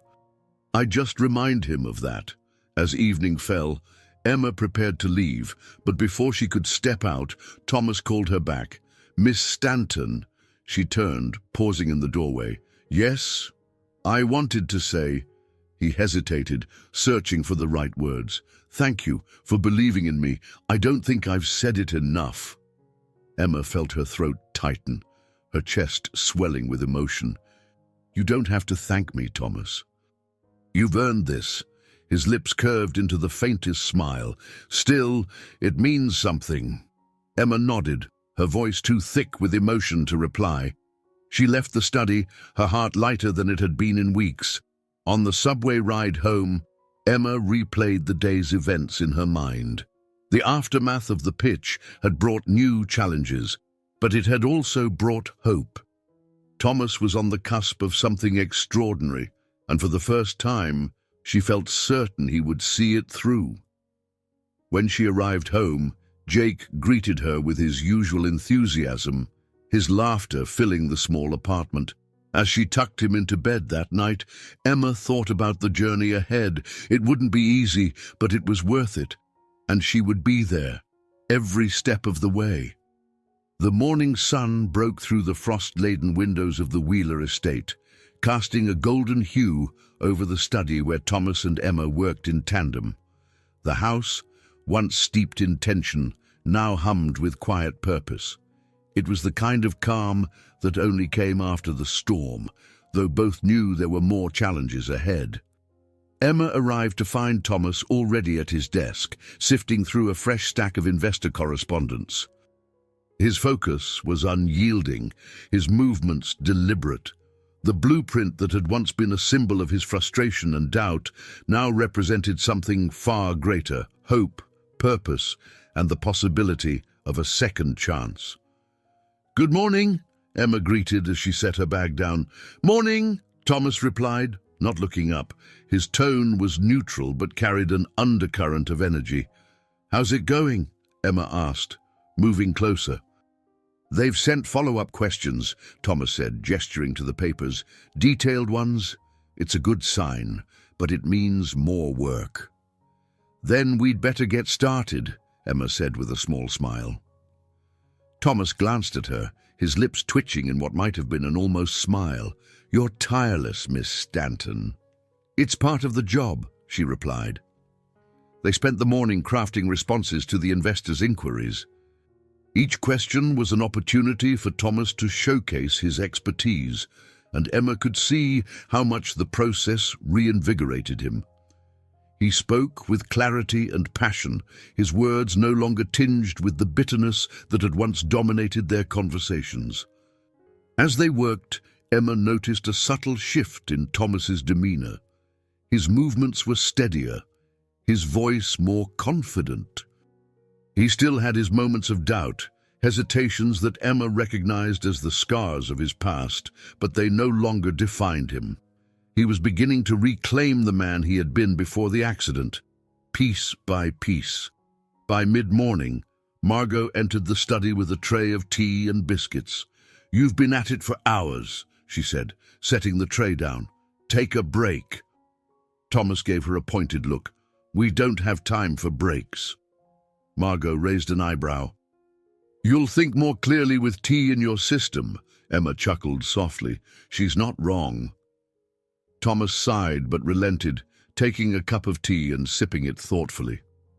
Margot lingered for a moment, her expression softening as she looked at him. "You're doing well," she said quietly. Thomas glanced at her, his expression unreadable. "We'll see." Margot didn't press further, but as she left the room, Emma caught a glimpse of pride in her eyes. That afternoon, Ethan arrived for Thomas's physical therapy session. His presence, as always, brought a sense of levity to the house. He greeted Thomas with his usual cheerful demeanor, though there was a note of seriousness beneath his words. "I hear you've been making waves with this project of yours," Ethan said, as he guided Thomas through a series of stretches. "Rumors travel fast," Thomas replied dryly. Ethan grinned. "It's not just rumors. Margot told me the investors are asking for more details. That's a big deal." "It's progress," Thomas admitted, his tone cautious. "It's more than that," Ethan countered. "It's you proving everyone wrong." Thomas didn't respond, but the faintest hint of satisfaction crossed his face. As the session continued, Emma noticed how much stronger Thomas seemed, not just physically, but emotionally. His resilience, once buried beneath layers of grief and anger, was beginning to shine through.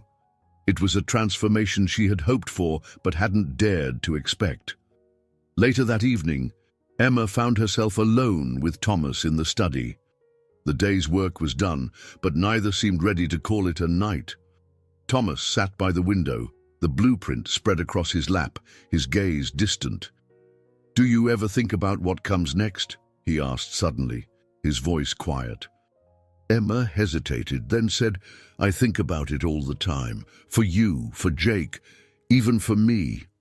Thomas turned to look at her. "And what do you see?"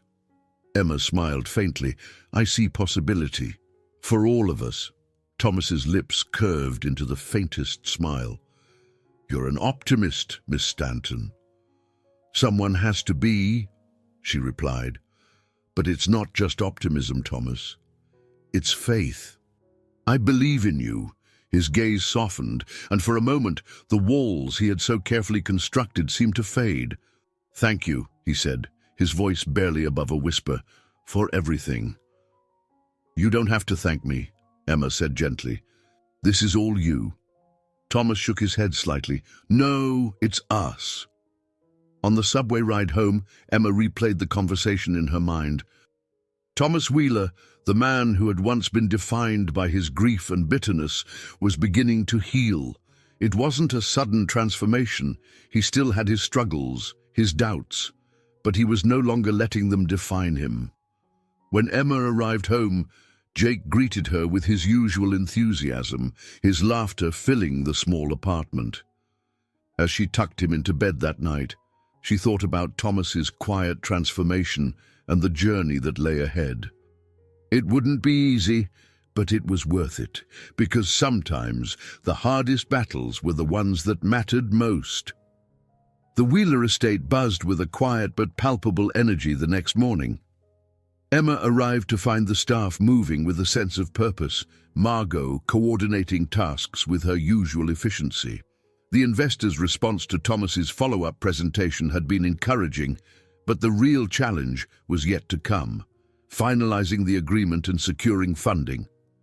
Thomas had requested a meeting with his core team, including Margot and Ethan, to review every detail. Emma had been invited to sit in, a gesture that didn't escape her notice. It was a sign of how much Thomas valued her insight and her unwavering support. When she entered the study, she found Thomas at the head of the table, his wheelchair angled to face the group.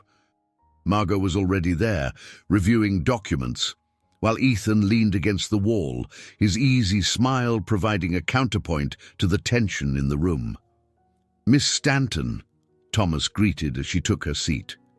His tone was calm, but carried an edge of determination.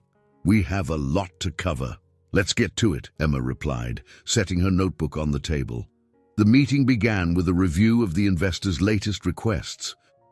Margot summarized the feedback, her voice steady as she outlined the questions that still needed answers. Thomas listened intently, his gaze sharp as he made notes. "They want more specifics on the production timeline," Margot said, handing a document to Thomas. "And they've asked for additional data on potential market competition." Thomas frowned, his pen pausing mid-note. "We've already provided projections." "How much more do they want?" "They're being thorough," Margot replied. "It's not unusual at this stage." Thomas leaned back, his jaw tightening. "Thorough or not, they're dragging their feet." Ethan spoke up, his tone light but firm. "They're testing you, Thomas. They want to see if you're willing to fight for this." Thomas's eyes narrowed, but he didn't argue. Instead, he turned to Emma. "What do you think?" Emma hesitated, then said, "I think Ethan's right. This is about proving that you're committed. If they see how much this means to you, they'll follow through." Thomas considered her words, then nodded. "Fine. We'll give them what they want." The rest of the meeting was a flurry of activity. Margot coordinated with the company's legal team to prepare additional documents, while Ethan suggested strategies for addressing potential investor concerns. Emma worked closely with Thomas to refine his presentation, ensuring that every detail was accounted for. As they worked, Emma noticed how Thomas seemed to draw strength from the people around him. He still carried the weight of his responsibilities, but he was no longer bearing it alone. The team's support had become his foundation, and Emma couldn't help but feel proud of how far he'd come. By early afternoon, the meeting adjourned, and the team dispersed to tackle their respective tasks. Emma stayed behind, helping Thomas organize the materials for his final presentation. "Do you think it will be enough?" Thomas asked as he sorted through the papers.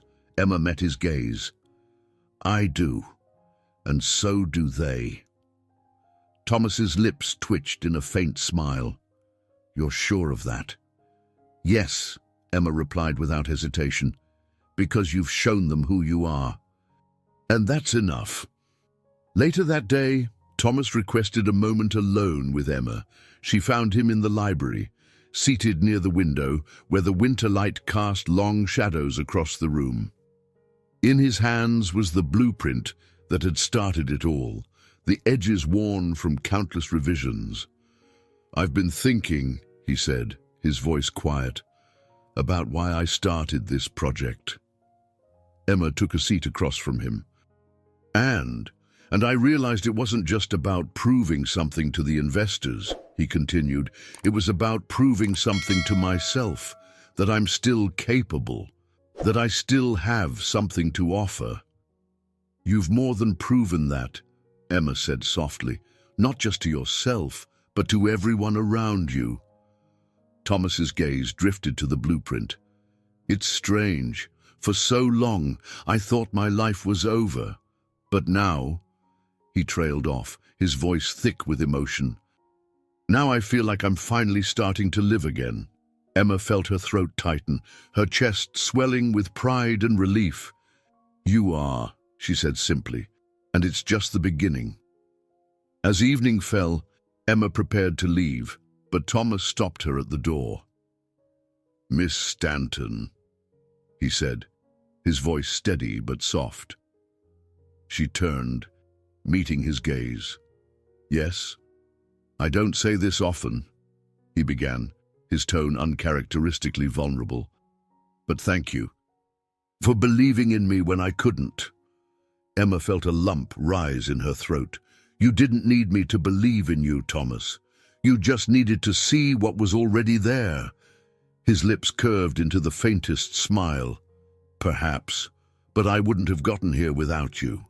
Emma nodded, her voice too thick with emotion to reply. She left the estate, her heart full of hope and anticipation for what was to come. On the subway ride home, Emma replayed the day's events in her mind. Thomas was poised for the final push, his determination and resilience shining brighter than ever. The road ahead would be challenging, but for the first time, it felt within reach. When she arrived home, Jake greeted her with his usual enthusiasm, his laughter filling the small apartment.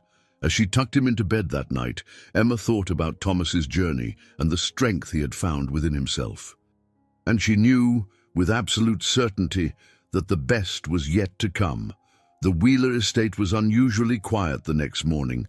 The final investor meeting loomed, and the weight of its significance was palpable. Thomas had spent the evening refining his presentation one last time, his determination unwavering. Now, as the hours ticked by, the anticipation grew. Emma arrived early, greeted by Margot's characteristic efficiency. "Today's the day," Margot said simply, handing Emma a revised schedule. "Investors are scheduled for 11. Everything is ready." Emma nodded, her own nerves mirroring the tension she saw in Margot's face. "And Thomas?" "In the study," Margot replied. "He's calm, focused." Emma made her way to the study, finding Thomas seated at his desk. The blueprint and accompanying materials were neatly arranged before him. He glanced up as she entered, offering a faint smile. "Good morning, Miss Stanton," he said, his tone steady. "Good morning," Emma replied, setting her bag down. "How are you feeling?" "Ready," Thomas said simply, "for whatever comes." Emma studied him for a moment, noting the quiet confidence in his posture. "You've got this," she said softly. Thomas nodded. "Let's hope they think so." The investors arrived promptly at 11, their sharp suits and polished demeanor a reminder of the high stakes. Emma watched from the back of the room as they took their seats, their expressions guarded but curious. Victor was among them, his presence a cold reminder of the obstacles Thomas still faced. Thomas began his presentation with a calm authority that immediately commanded the room. He spoke of the challenges he had faced, the vision behind his design, and the potential impact it could have on countless lives. His voice was steady, his words measured, and his passion unmistakable. Emma watched as the investors leaned in, their initial skepticism giving way to interest. Even Victor, seated near the center, seemed momentarily disarmed. When Thomas finished, the room was silent for a beat before the questions began. The investors probed into the details, challenging assumptions and exploring potential risks. Thomas met each question with precision, his responses thoughtful and thorough. But then Victor spoke, his tone sharp and calculated. "This is all very impressive, Thomas," he said, his words dripping with condescension. "But given your condition, how can the board trust that you'll see this project through?" The room tensed, all eyes turning to Thomas. Emma held her breath, her hands clenched at her sides.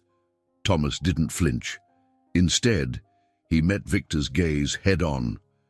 "My condition has never defined my abilities," he said firmly. "What defines me is my determination and my vision. This project isn't about proving anything to you, Victor, or anyone else. It's about creating something that matters." Victor opened his mouth to reply, but one of the investors cut him off.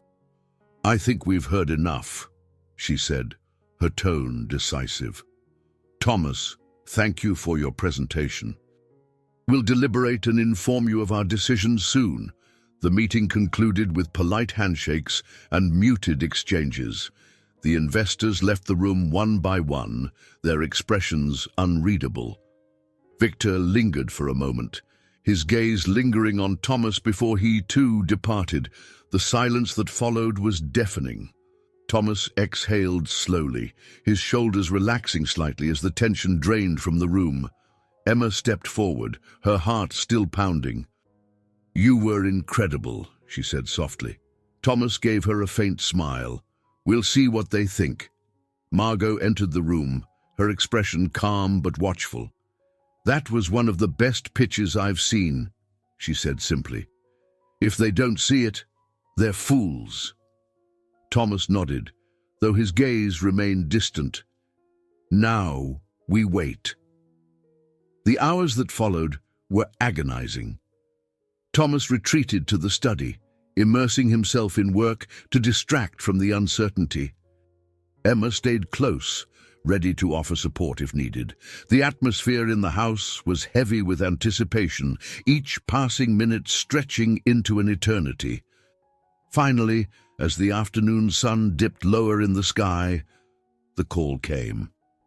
Margot answered, her expression giving nothing away as she listened intently. When she hung up, she turned to Thomas and Emma, her lips curving into a small smile. "They're in," she said simply. "The funding is approved." Emma let out a breath she hadn't realized she was holding, her chest swelling with relief. Thomas closed his eyes briefly, a faint smile breaking across his face. "It's done," he said quietly, his voice filled with a mix of exhaustion and triumph. Margot nodded. "It's just the beginning, Thomas, but you've done it." That evening, as Emma prepared to leave, she found Thomas in the study, staring out the window. The blueprint was still on his desk, now a symbol of what he had achieved. "You did it," Emma said softly, stepping into the room. Thomas turned to her, his expression thoughtful. "We did it." Emma smiled. "What happens next?" Thomas's lips curved into a faint smile. "We build."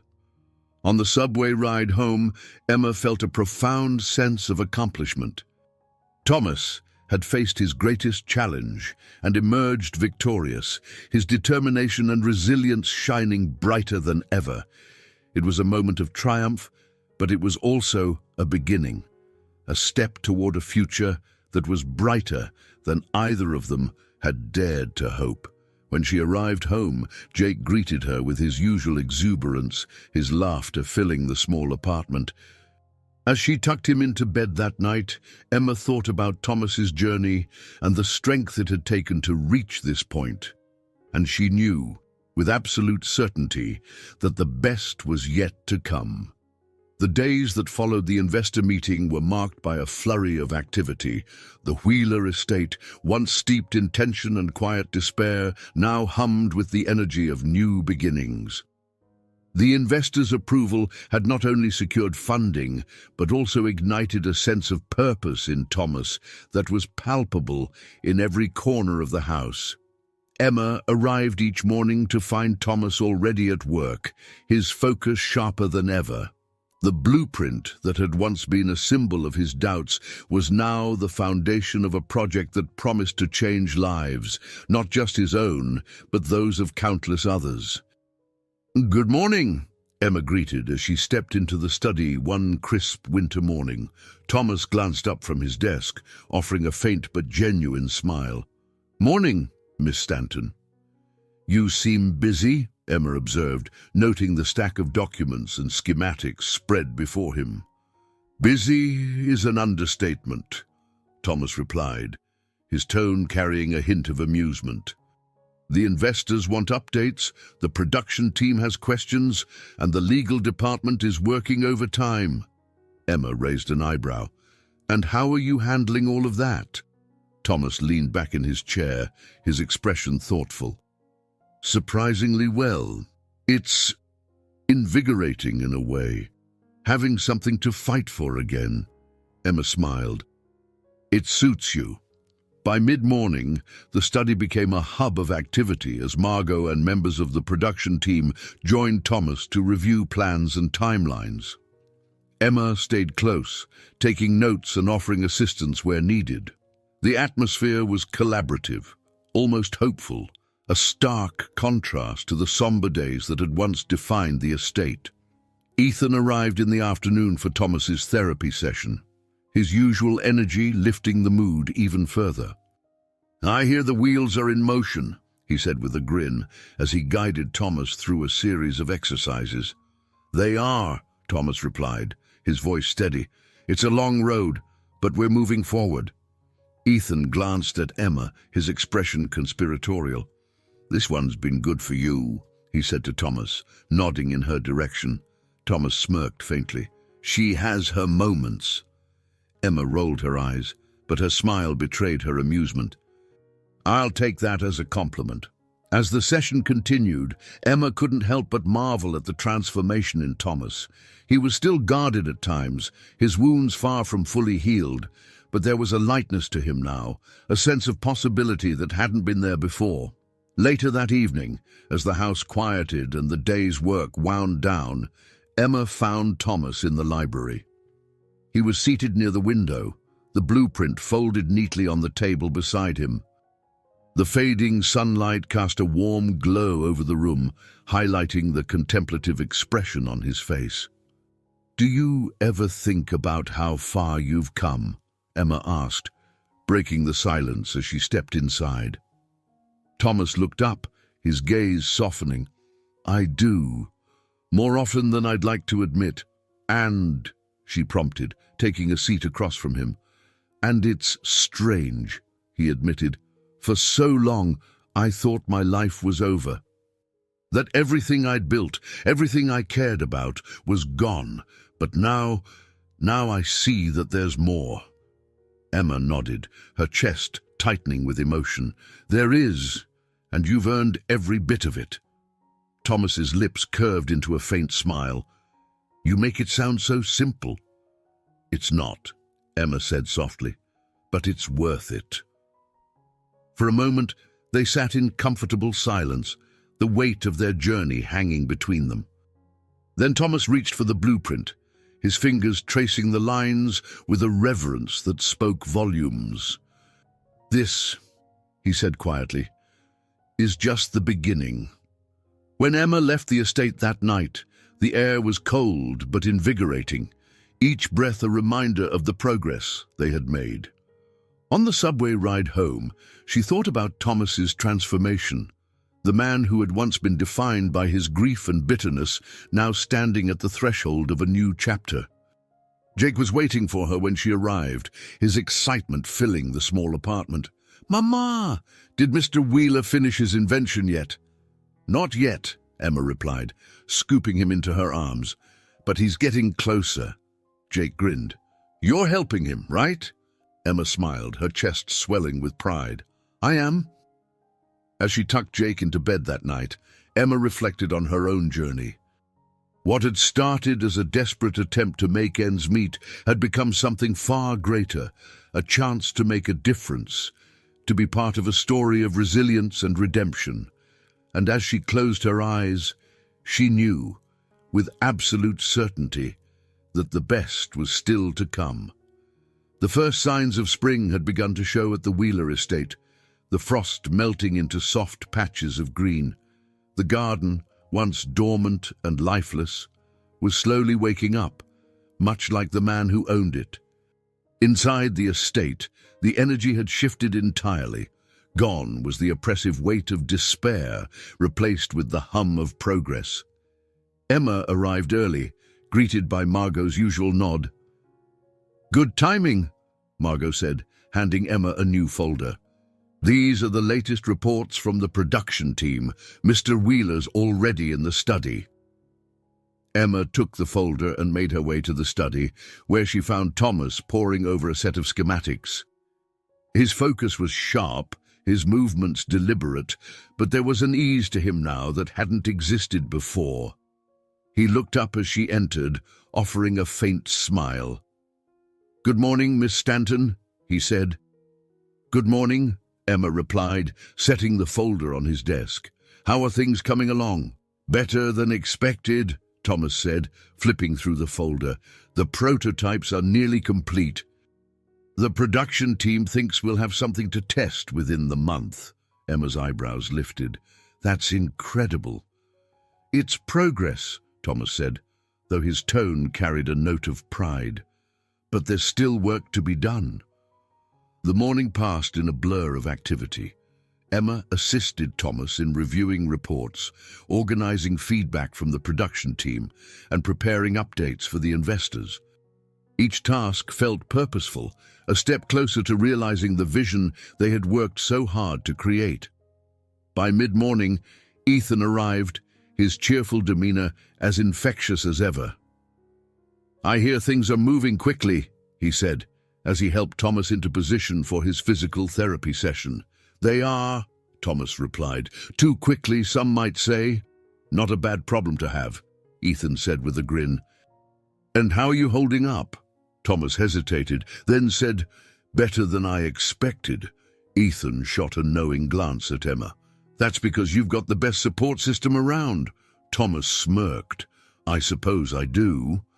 The therapy session continued with the usual rhythm, but there was an underlying lightness to the atmosphere.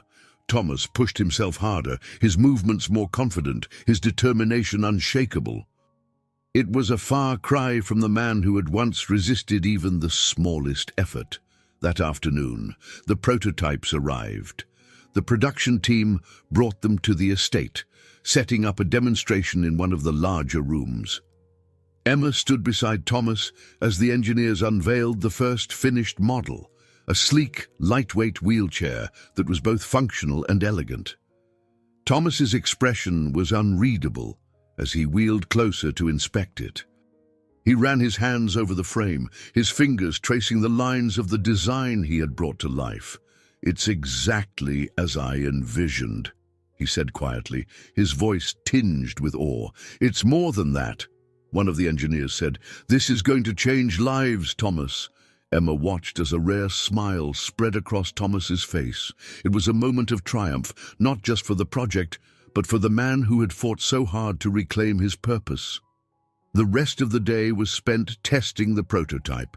Thomas insisted on being the first to try it, his movements careful but steady as he maneuvered the chair through the estate. The design worked seamlessly, its lightweight frame and responsive controls a testament to the thought and effort that had gone into its creation. Emma watched with a mix of pride and emotion. her heart swelling as Thomas's confidence grew with each turn of the wheels. When he returned to the group, his expression was lighter than she had ever seen it. "It works," he said simply. "It actually works." "It's more than that," Emma said softly. "It's a masterpiece." Thomas glanced at her, his gaze lingering. "We've come a long way, haven't we?" Emma smiled. "We have, and it's just the beginning."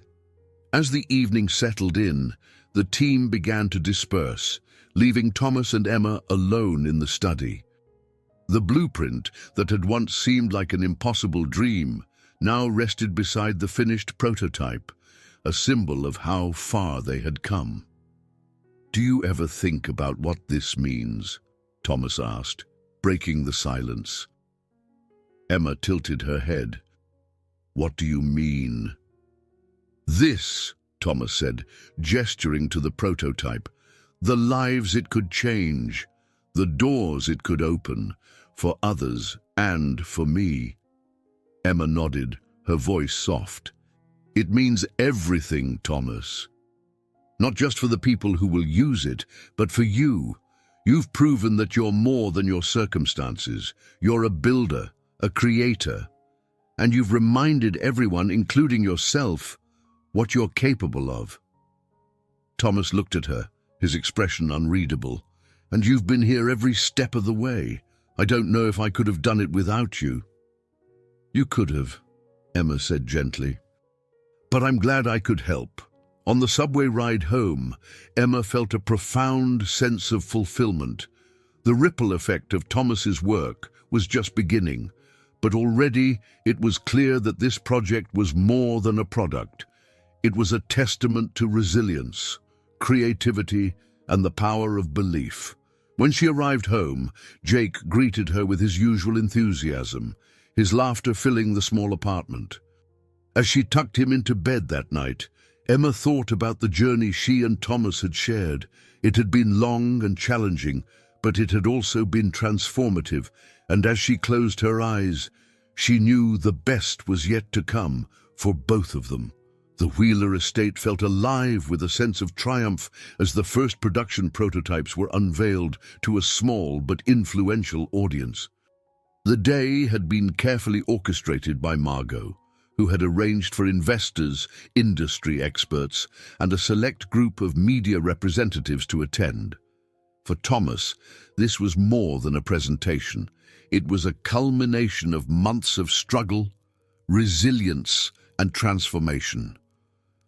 Emma arrived early, greeted by the sight of the estate in full preparation mode. Staff moved briskly, setting up displays and arranging refreshments.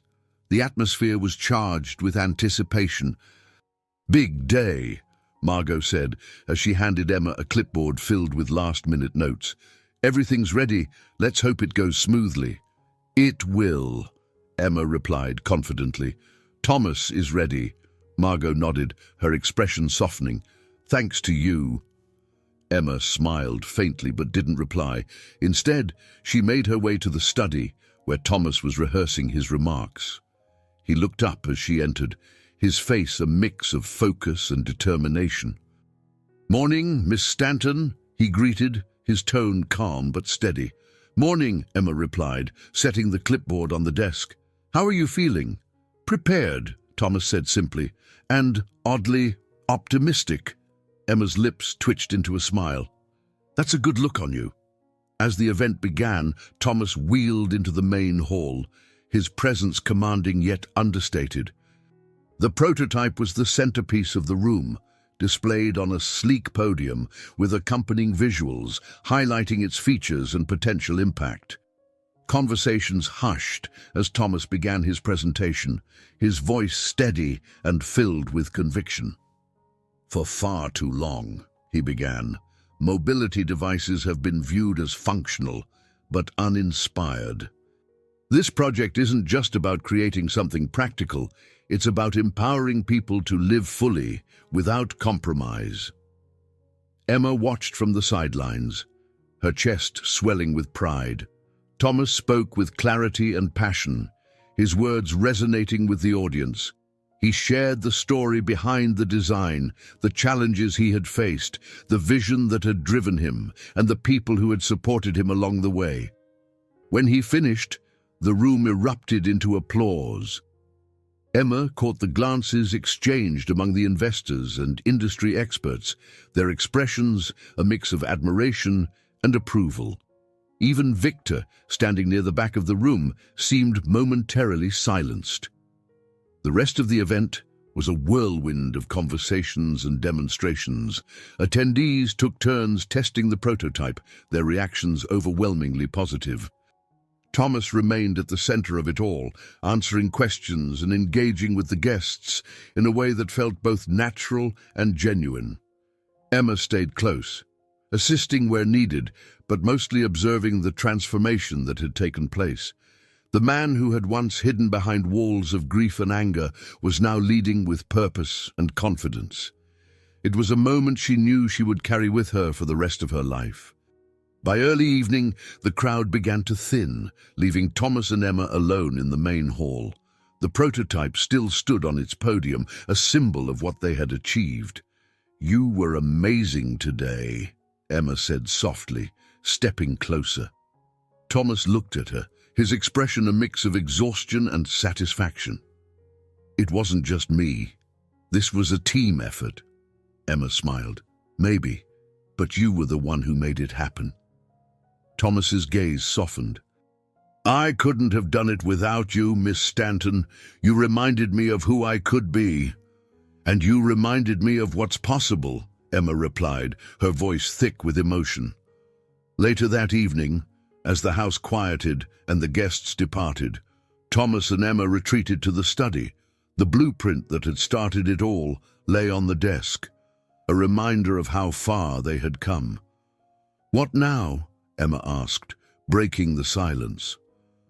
Thomas leaned back in his chair, his gaze thoughtful. "Now we take this further.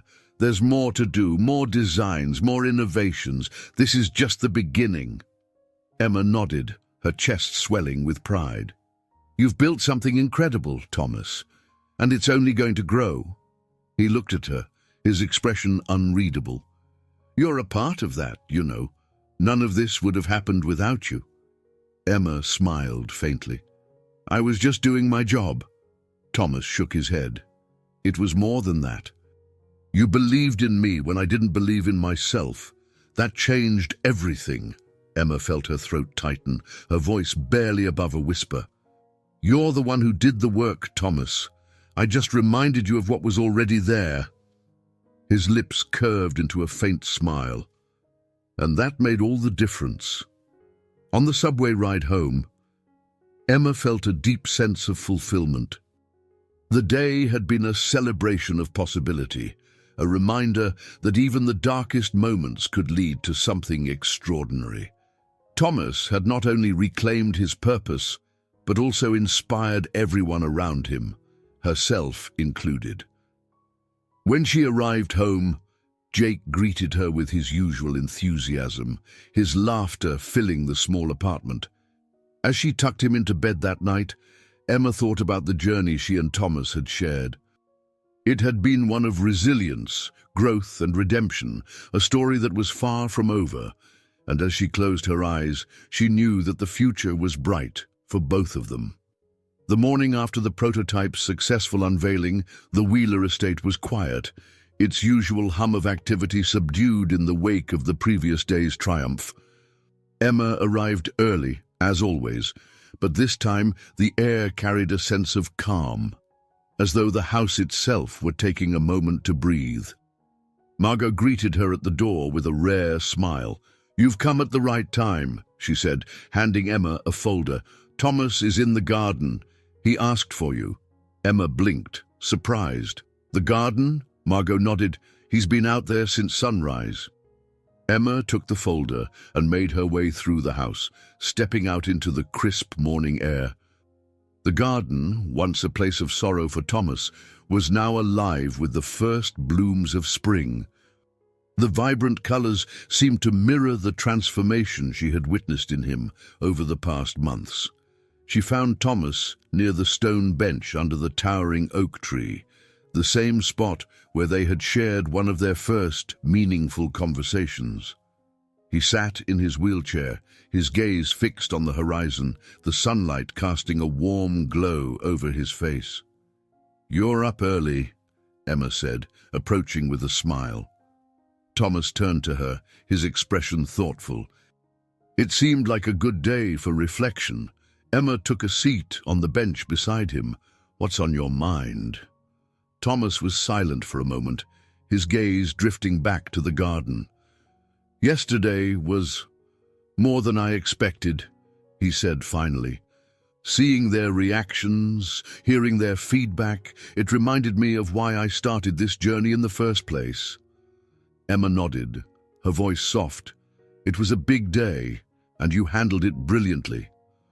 Thomas's lips curved into a faint smile. "It wasn't just about the project, though. It was about proving something to myself, that I could still be the man I was before. Everything." "You've done more than that," Emma said, her chest tightening with emotion. "You've shown everyone, including yourself, that you're stronger than ever." Thomas met her gaze, something unspoken passing between them. "I couldn't have done it alone." "You didn't have to," Emma replied. "You've had a team behind you, people who believe in you. And you," Thomas said quietly, "you've been there every step of the way."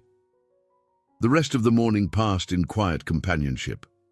Emma stayed with Thomas in the garden, discussing the next steps for the project and the potential impact it could have. Thomas's optimism was contagious, his words carrying a sense of purpose that was impossible to ignore. As they returned to the house, Margot intercepted them in the hall, her expression unreadable.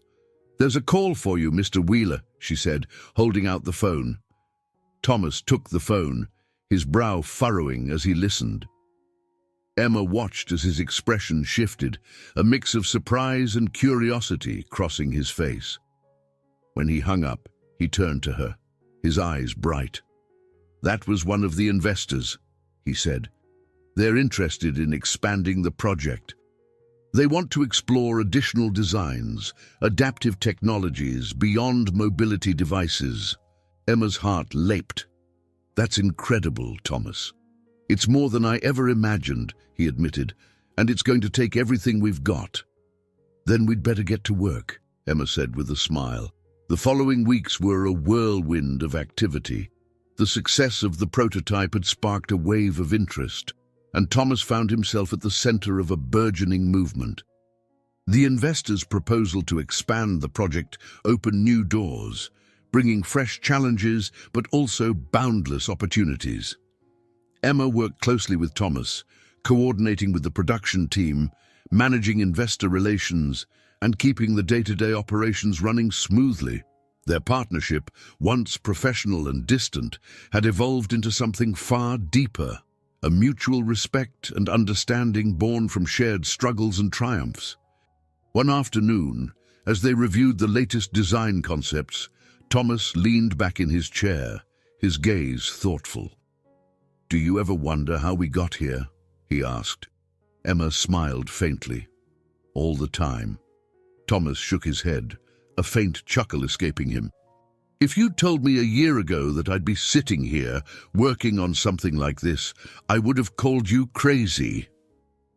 "You've come a long way," Emma said softly. "And this is just the beginning." Thomas looked at her, his expression serious. "You've been a big part of that, Emma. I don't think I ever thanked you properly." "You don't have to thank me," Emma replied. "This was all you." Thomas's gaze didn't waver. "No, it wasn't. You believed in me when no one else did. That made all the difference." As evening fell, Emma prepared to leave, but before she stepped out the door, Thomas called after her. "Emma." She turned, her heart skipping at the rare use of her first name. "Yes." He hesitated for a moment, then said, "You've changed my life. I hope you know that." Emma felt her throat tighten, her voice barely above a whisper. "You've changed mine too." For a moment, they simply looked at each other, the weight of their shared journey hanging in the air. Then Emma smiled, nodding slightly before stepping into the cool evening air. On the subway ride home, Emma thought about how far they had come, how far Thomas had come. The man who had once been defined by his grief and bitterness had become a symbol of resilience, strength, and hope. And though the journey had been long and challenging, it had been worth every step.